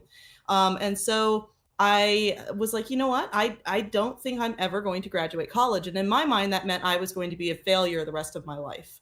And so no matter what I did, it just seemed like I had reached the peak of my financial, glass ceiling at about $11 an hour, working as a secretary at a community college, handing out paper tests to students who were going to go on and graduate and become, much more wealthy than me, in my mind at least. And then I had a kid, and when I tried to come back to work, my boss said, I don't think a new mother is really right for this position, and let me go. And I was like, wow. And so that really launched me into deciding to go full-time into my art. And I've always been an artist, traditional artist or digital artist. I've taught myself through like YouTube videos and different online visual means of how to do graphic design. And I've done some very odd things around the internet, like accidentally going viral on TikTok several times. And so during the pandemic, I just launched full throttle into the DeFi world. And so I had a friend who Did you have a clock? Did you have a clock that went viral? The clock didn't go viral. Actually, that's really funny though. The clock, I have a giant, like literally a giant steampunk clock that I made that hangs on my wall. And I made it custom for the set of Jesse James' Monster Garage when it rebooted for Disney, or not Disney, Discovery Plus. So it was on episode 3 or episode 4 of Discovery Plus. It's in the background of almost every shot of that episode. And I filmed that journey of me making that clock from finding out that I got the job, constructing it the whole way, taking it, putting it on set, and then picking it up from set, and then my live reaction of seeing that it was, on set and all of that stuff. And then I got to keep it afterwards and hang it up on my wall. And part of that's on my TikTok too. No, I went viral on TikTok for like dyeing my hands purple, because that's what you do on TikTok, or like almost dying from hail. All right. I know. Important stuff doesn't go viral on TikTok. Are you kidding me? Anyway, so I had a friend in Bankless, or Bankless DAO that like they were gonna launch, and they said, hey, you have a very interesting personality. You're really, really fun. And so why don't you come over with us and start doing things? So I started like documenting my experience, becoming familiar with DeFi. Because I went from knowing very, very, very, very little to knowing a whole lot through my year with Bankless, because Bankless is about to turn 1. And I knew that NFTs was the next step in the art movement, and I knew I needed to be a part of it. I just didn't know how. And so that was my avenue of getting in there. And so what's really cool is I went from this person that thought, I'm never going to do anything. I'm never going to be anything, because Web2 put me in this box. They told me, you have to do this and be this to become this. And then I entered this weird place of Web3 where that isn't true. Like I showed up in this space, and I get on these Discords, and I'm like, this is what I can do. Let me do this for you too. And in fact, let me help other people do this too. Oh, you don't have experience in making vectors? Well, come with me. Let's do some quick classes on it. I'll level you up. You can go do it too. And so I'm really, really passionate about like helping. The year was 1592. I'm really, really passionate about helping our other POAPathon artists leveling up their skills. And like, I enter some of the competitions, and oh my God, like it is hard to win. I don't anymore. Yeah. There's this, like they're way better than me. Some of them legit. Yeah, some of them I scan through and I'm like, oh, that person entered. I'm not even gonna try, because like I look at their work. Pretty much, right? Yeah, but you never can tell. Sometimes the clients pick one, and you're like, really? It's always very interesting with the client, because sometimes the client, well, I call them clients because that's the world I'm from. But that what they choose is not what I think they would have chosen in the end. But yeah, that's my journey of how I got involved. But yeah, I got voluntold to be a part of POAPathon. So yeah, and you hail from Bankless DAO as well, right? yes. So it was probably like an easier transition than me, and with that, I'm going to transition to my story, which is just that like I worked front end development, and then got involved with POAPathon day one, because one of my coworkers was like, "Yo, this is perfect for you." So I started early, doing competitions and whatnot, and losing.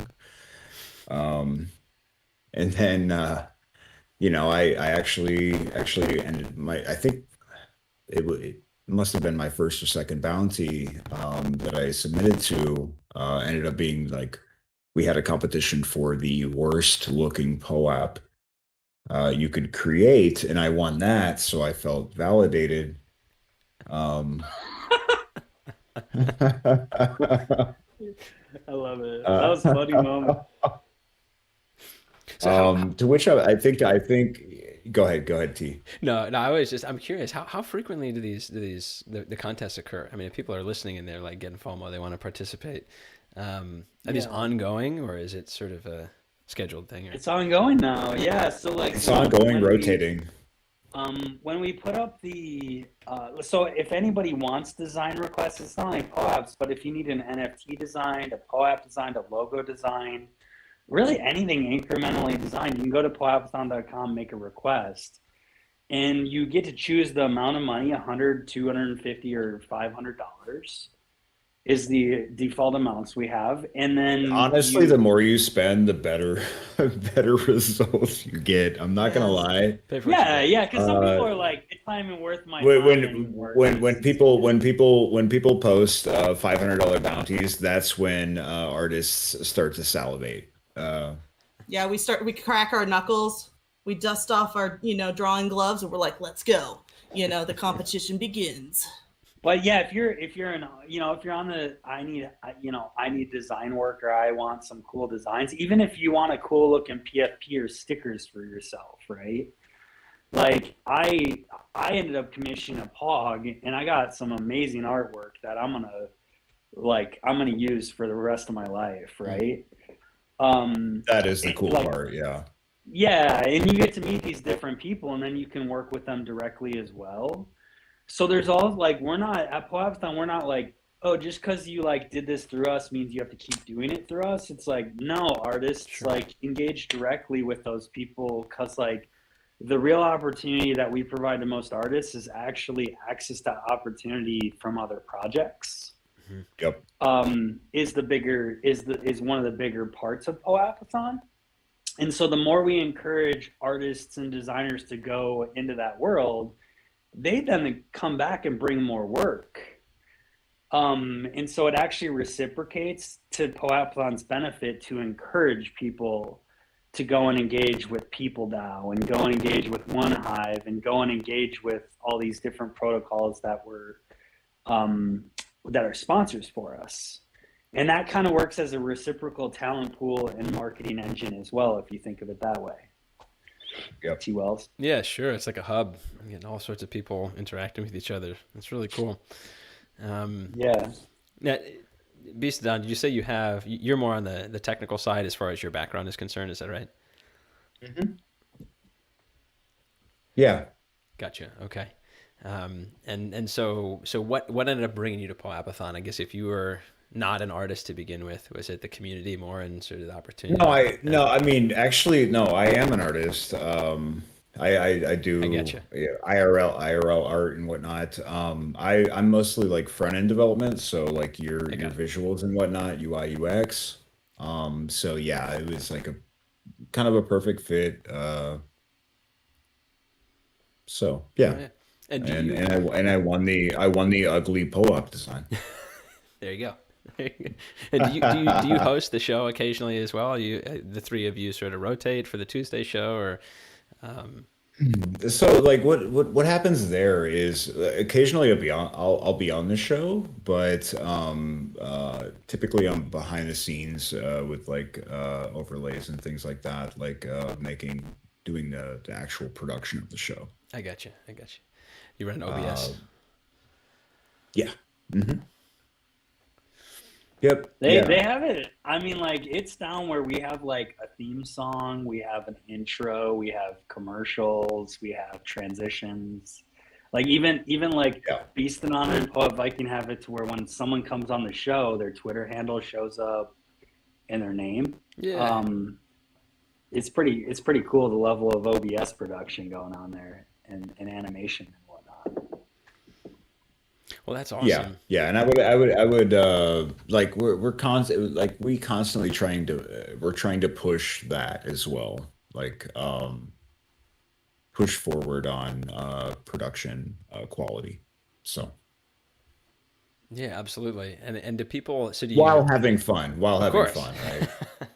you got to keep the Pee Wee Hermit, right?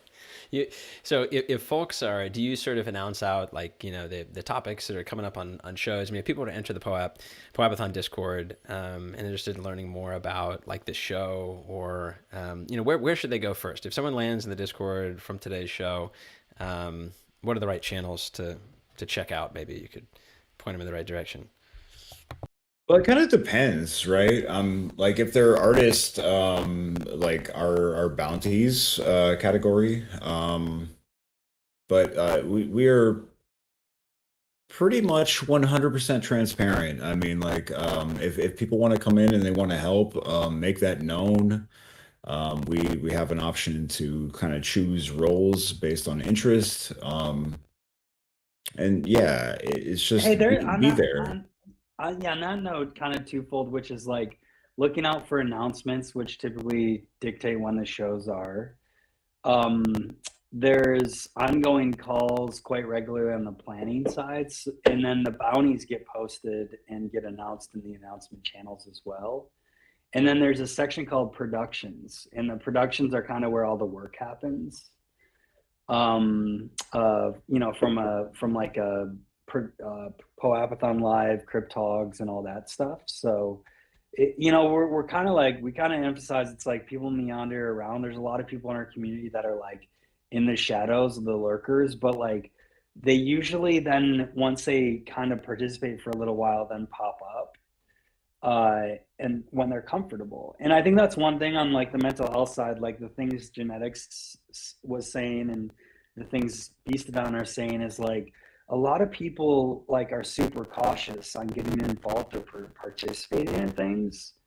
So by being an incredibly transparent community and allowing people to participate freely in just about anything in the community, like it allows them to spend some time to get to know us before they hop in. That's a benefit for the established and the newcomers in the community.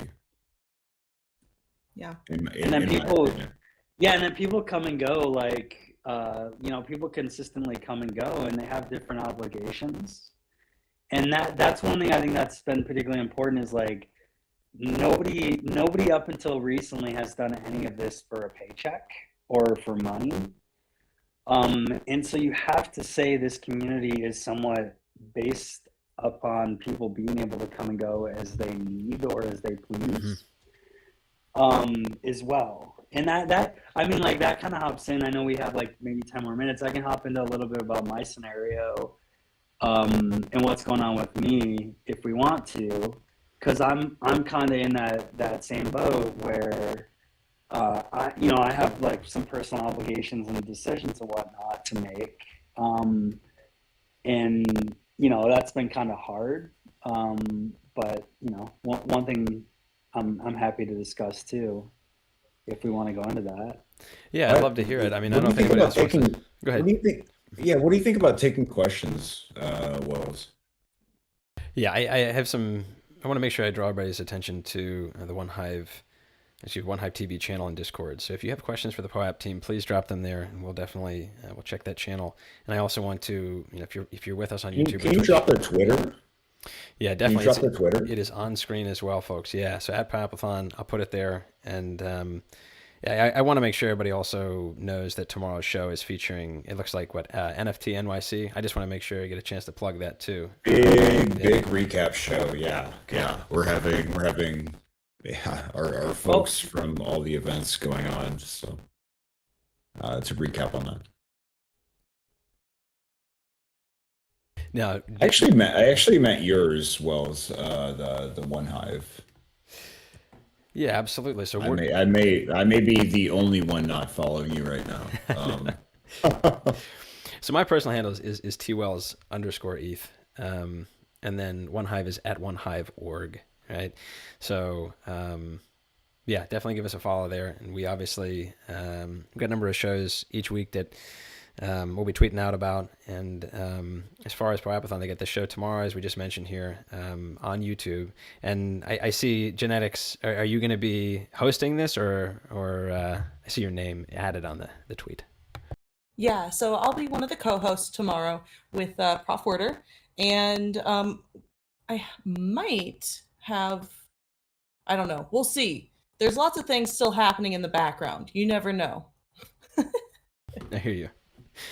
Well, at this point, I don't see any questions in the One Hive TV chat immediately, so I'll keep an eye on that, and we can double back if necessary. But if I want to pass the mic, I'm happy to do that to you. Pass the mic to you, Tap, and have you help us a little bit understand what you're up to now, man. Where you're going? Yeah, absolutely. Yeah. So a little bit, which is like, I mean, the good thing is we did Gitcoin grants. I think I'd have to double check, but like we ended up being like the third or fourth highest funded project for GR13, Gitcoin grants round.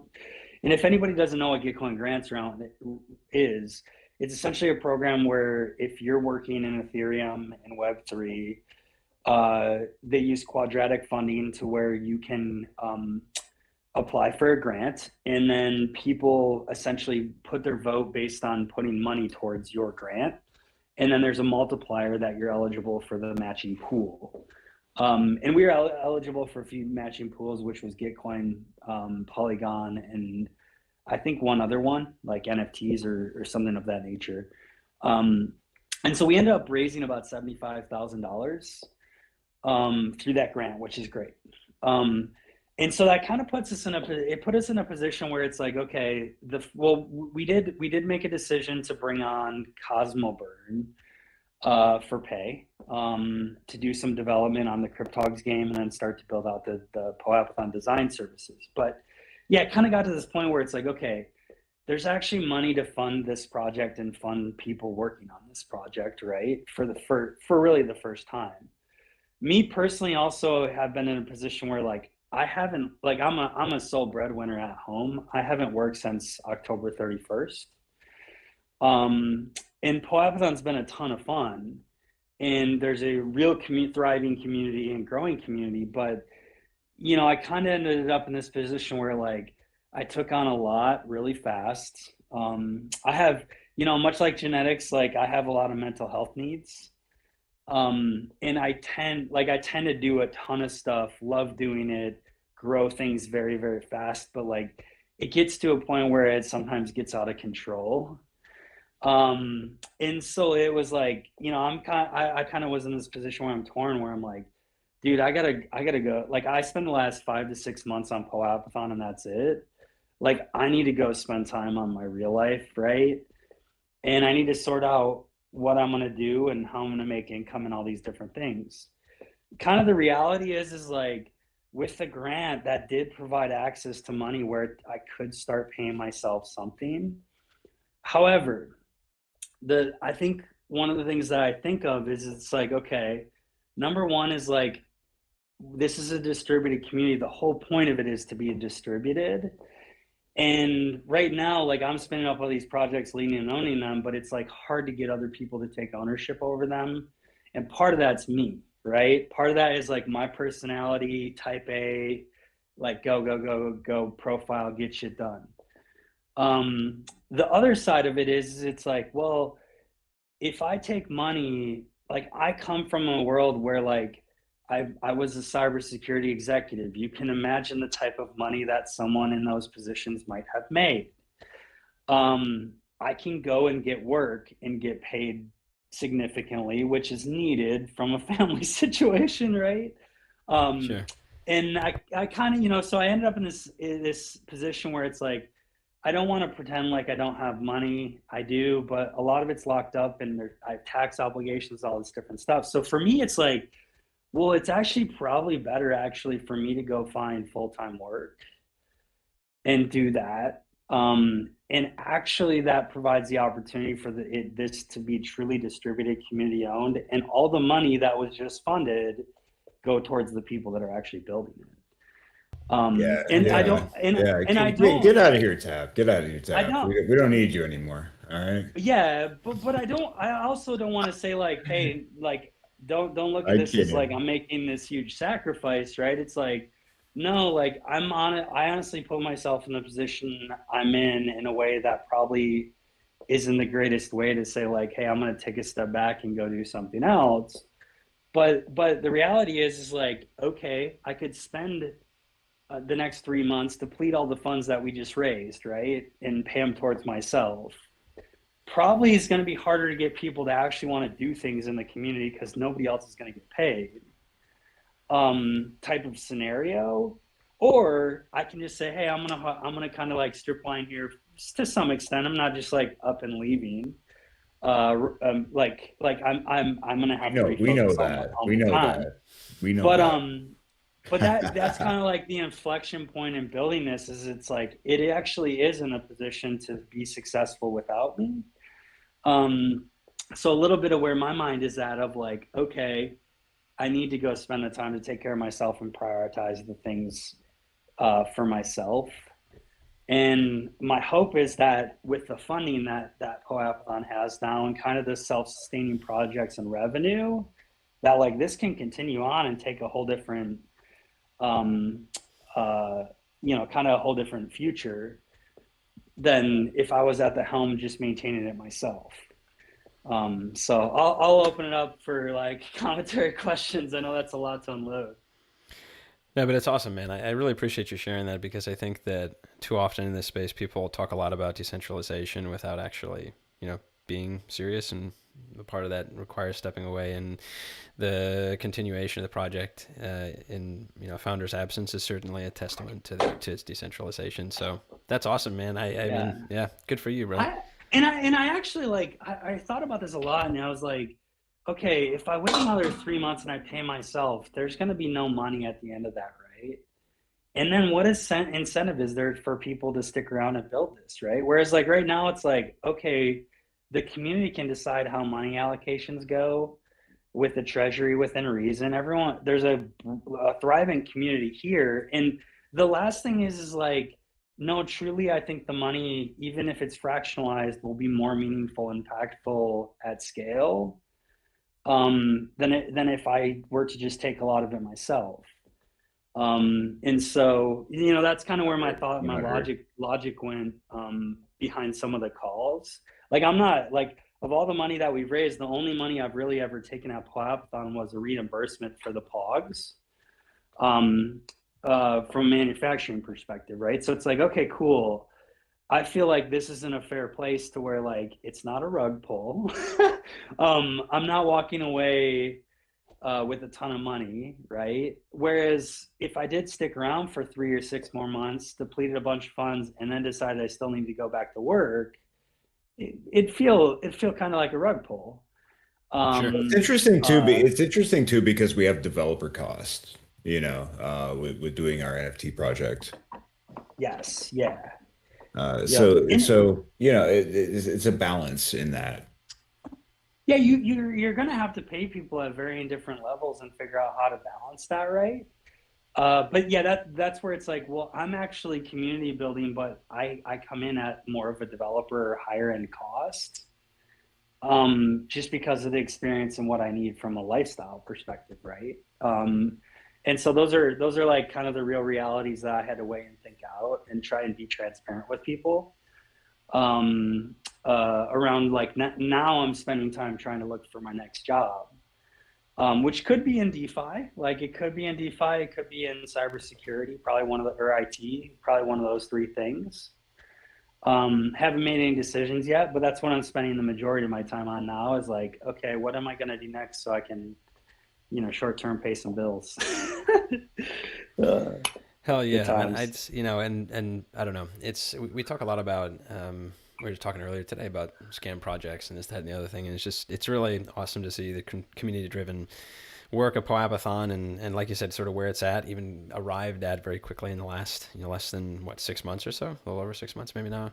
I mean, One Hive benefited directly from being able to participate in the ETH Denver event, and yeah, man, I think I get it, I hear you, and I'd love to see where do you want to see? Maybe we can just wrap with this today. I mean, if everybody can chime in and share, where do you want to see POAPathon in a year, 5 years from now? Like, what is the big picture? Where do you think it can go? And even if you're not necessarily directly involved in it, what is the big vision here? What do y'all think? Yeah. I mean, for me, I look at twofold, which is like the vision was always a distributed Disney that also is competitive with like a 99 logos Fiverr. And inspiring people to connect and create. And so it's like, I don't like, we actually accomplished distributed production with POAPathon Live very fast and quick, where it's like, yeah, I would love to see a distributed Muppet show, a distributed cartoon. One thing I would say is like, I kind of got caught up so quick and so fast and let's try and do all these things that it gets overwhelming. And so like, in order to do those things, you truly have to push down, decentralize out very fast. Sure. Is, one pretty big learning lesson. So I would just love to see like more projects spin up over time that are sustainable. But I think that the foundational model is there, and that's what's so exciting to me is like, it's going to be cool to see what happens, or hey, in 6 months, maybe it topples over and it wasn't meant to be. Hopefully that's not the case.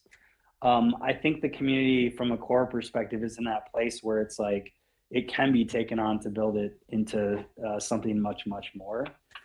But it's going to take that focus. What are your thoughts, Genetics and Beastodon?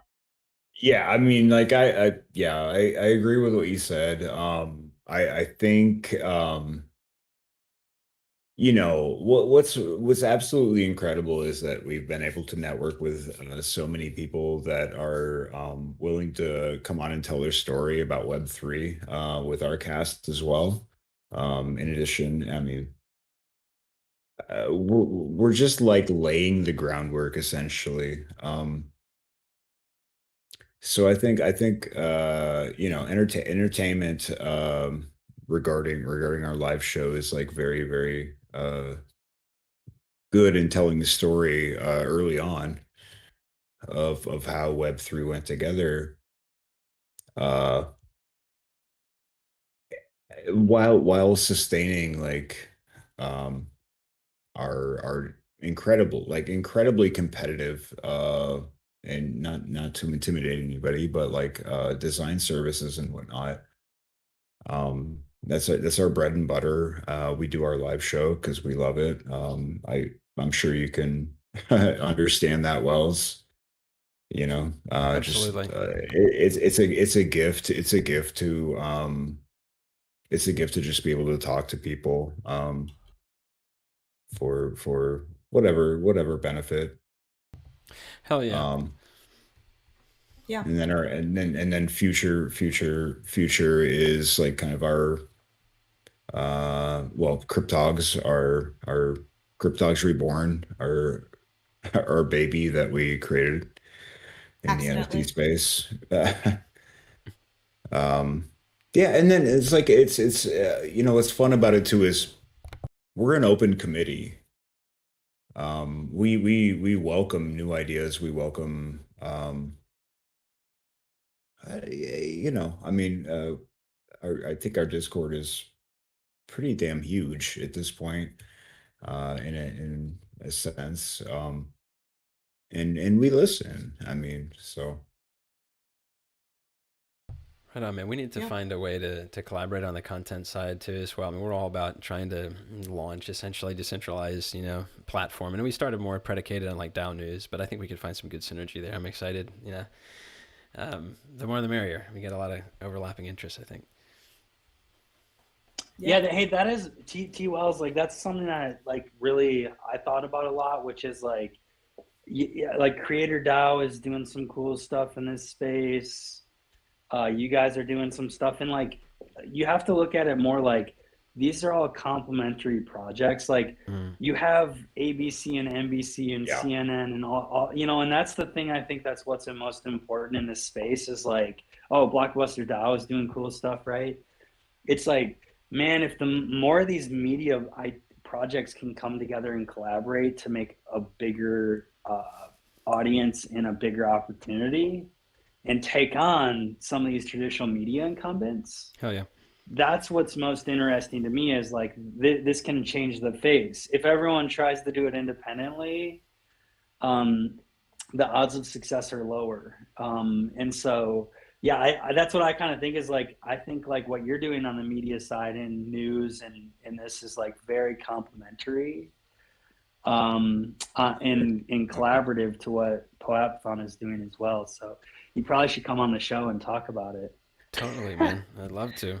Yeah, I mean, like you said, and it's if we're gonna have a shot at, you know, taking down incumbents, as you said, we're gonna have to find ways to stick together and collaborate, because the moment we become a serious threat, they'll just pick us off, right? So it's better we find ways to collaborate now. But I'm gonna get Genetics. You gotta share with us what you're looking forward to in the future, and I'll give you the last word today. Absolutely. I mean, what attracted me to POAPathon was the fact that we're taking Web3 communities that may not have a connection to the arts and helping them connect with artists. And that synergy is what's propelling us into the future.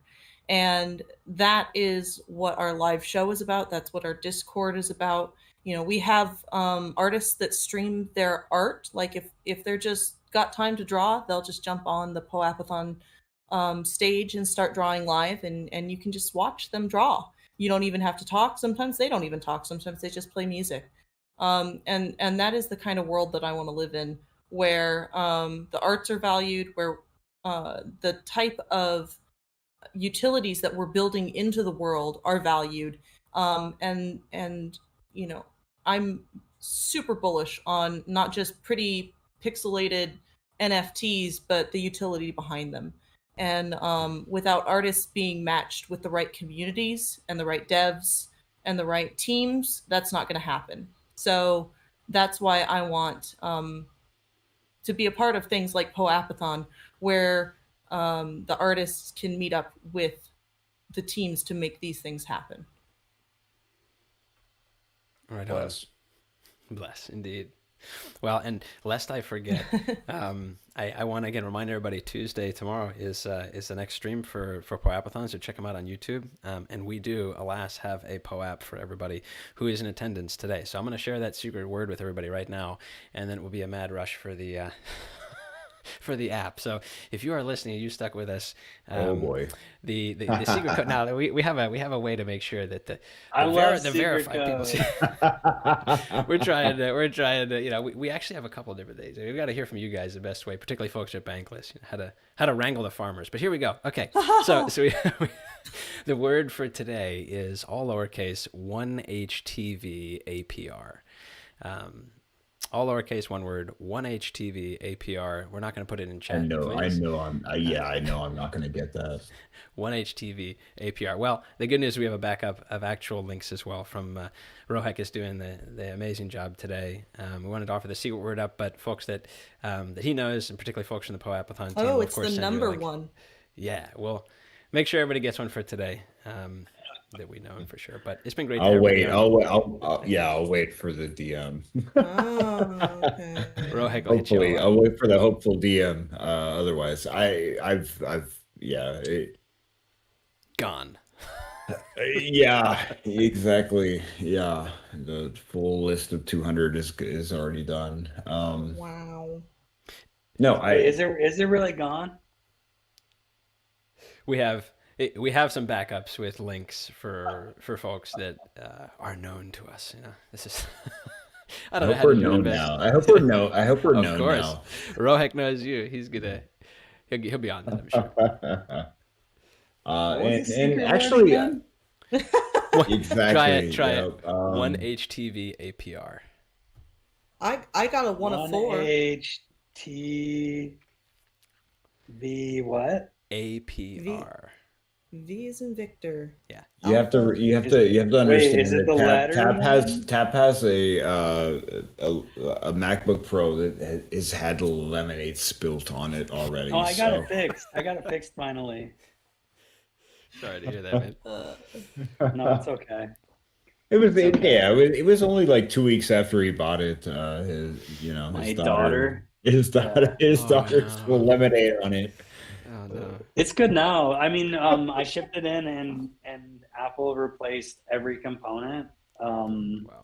It was kind of funny. Like it's like the only thing we kept was the shell, and I think the LCD screen. So we're good. Also, I'll leave everyone with one last tip, and then I'll go. If you ever spill lemonade on your MacBook, don't put it in a bowl of rice. And don't do that with any electronics. It essentially just makes rice melt inside your computer and make it even worse. Expand and get the weird starchy goo. No. I thought you were supposed to microwave it. No, don't put a MacBook Pro in The your secret is microwave. The best thing you can do is Yes, leave it both. upside down, let it dry out. Don't. Yeah. anything on. Oh, man. Yeah, Thanks for having us on today. Of course, everybody. really appreciate it too, Wolf.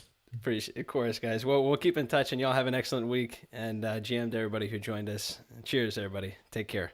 Thanks. Yeah.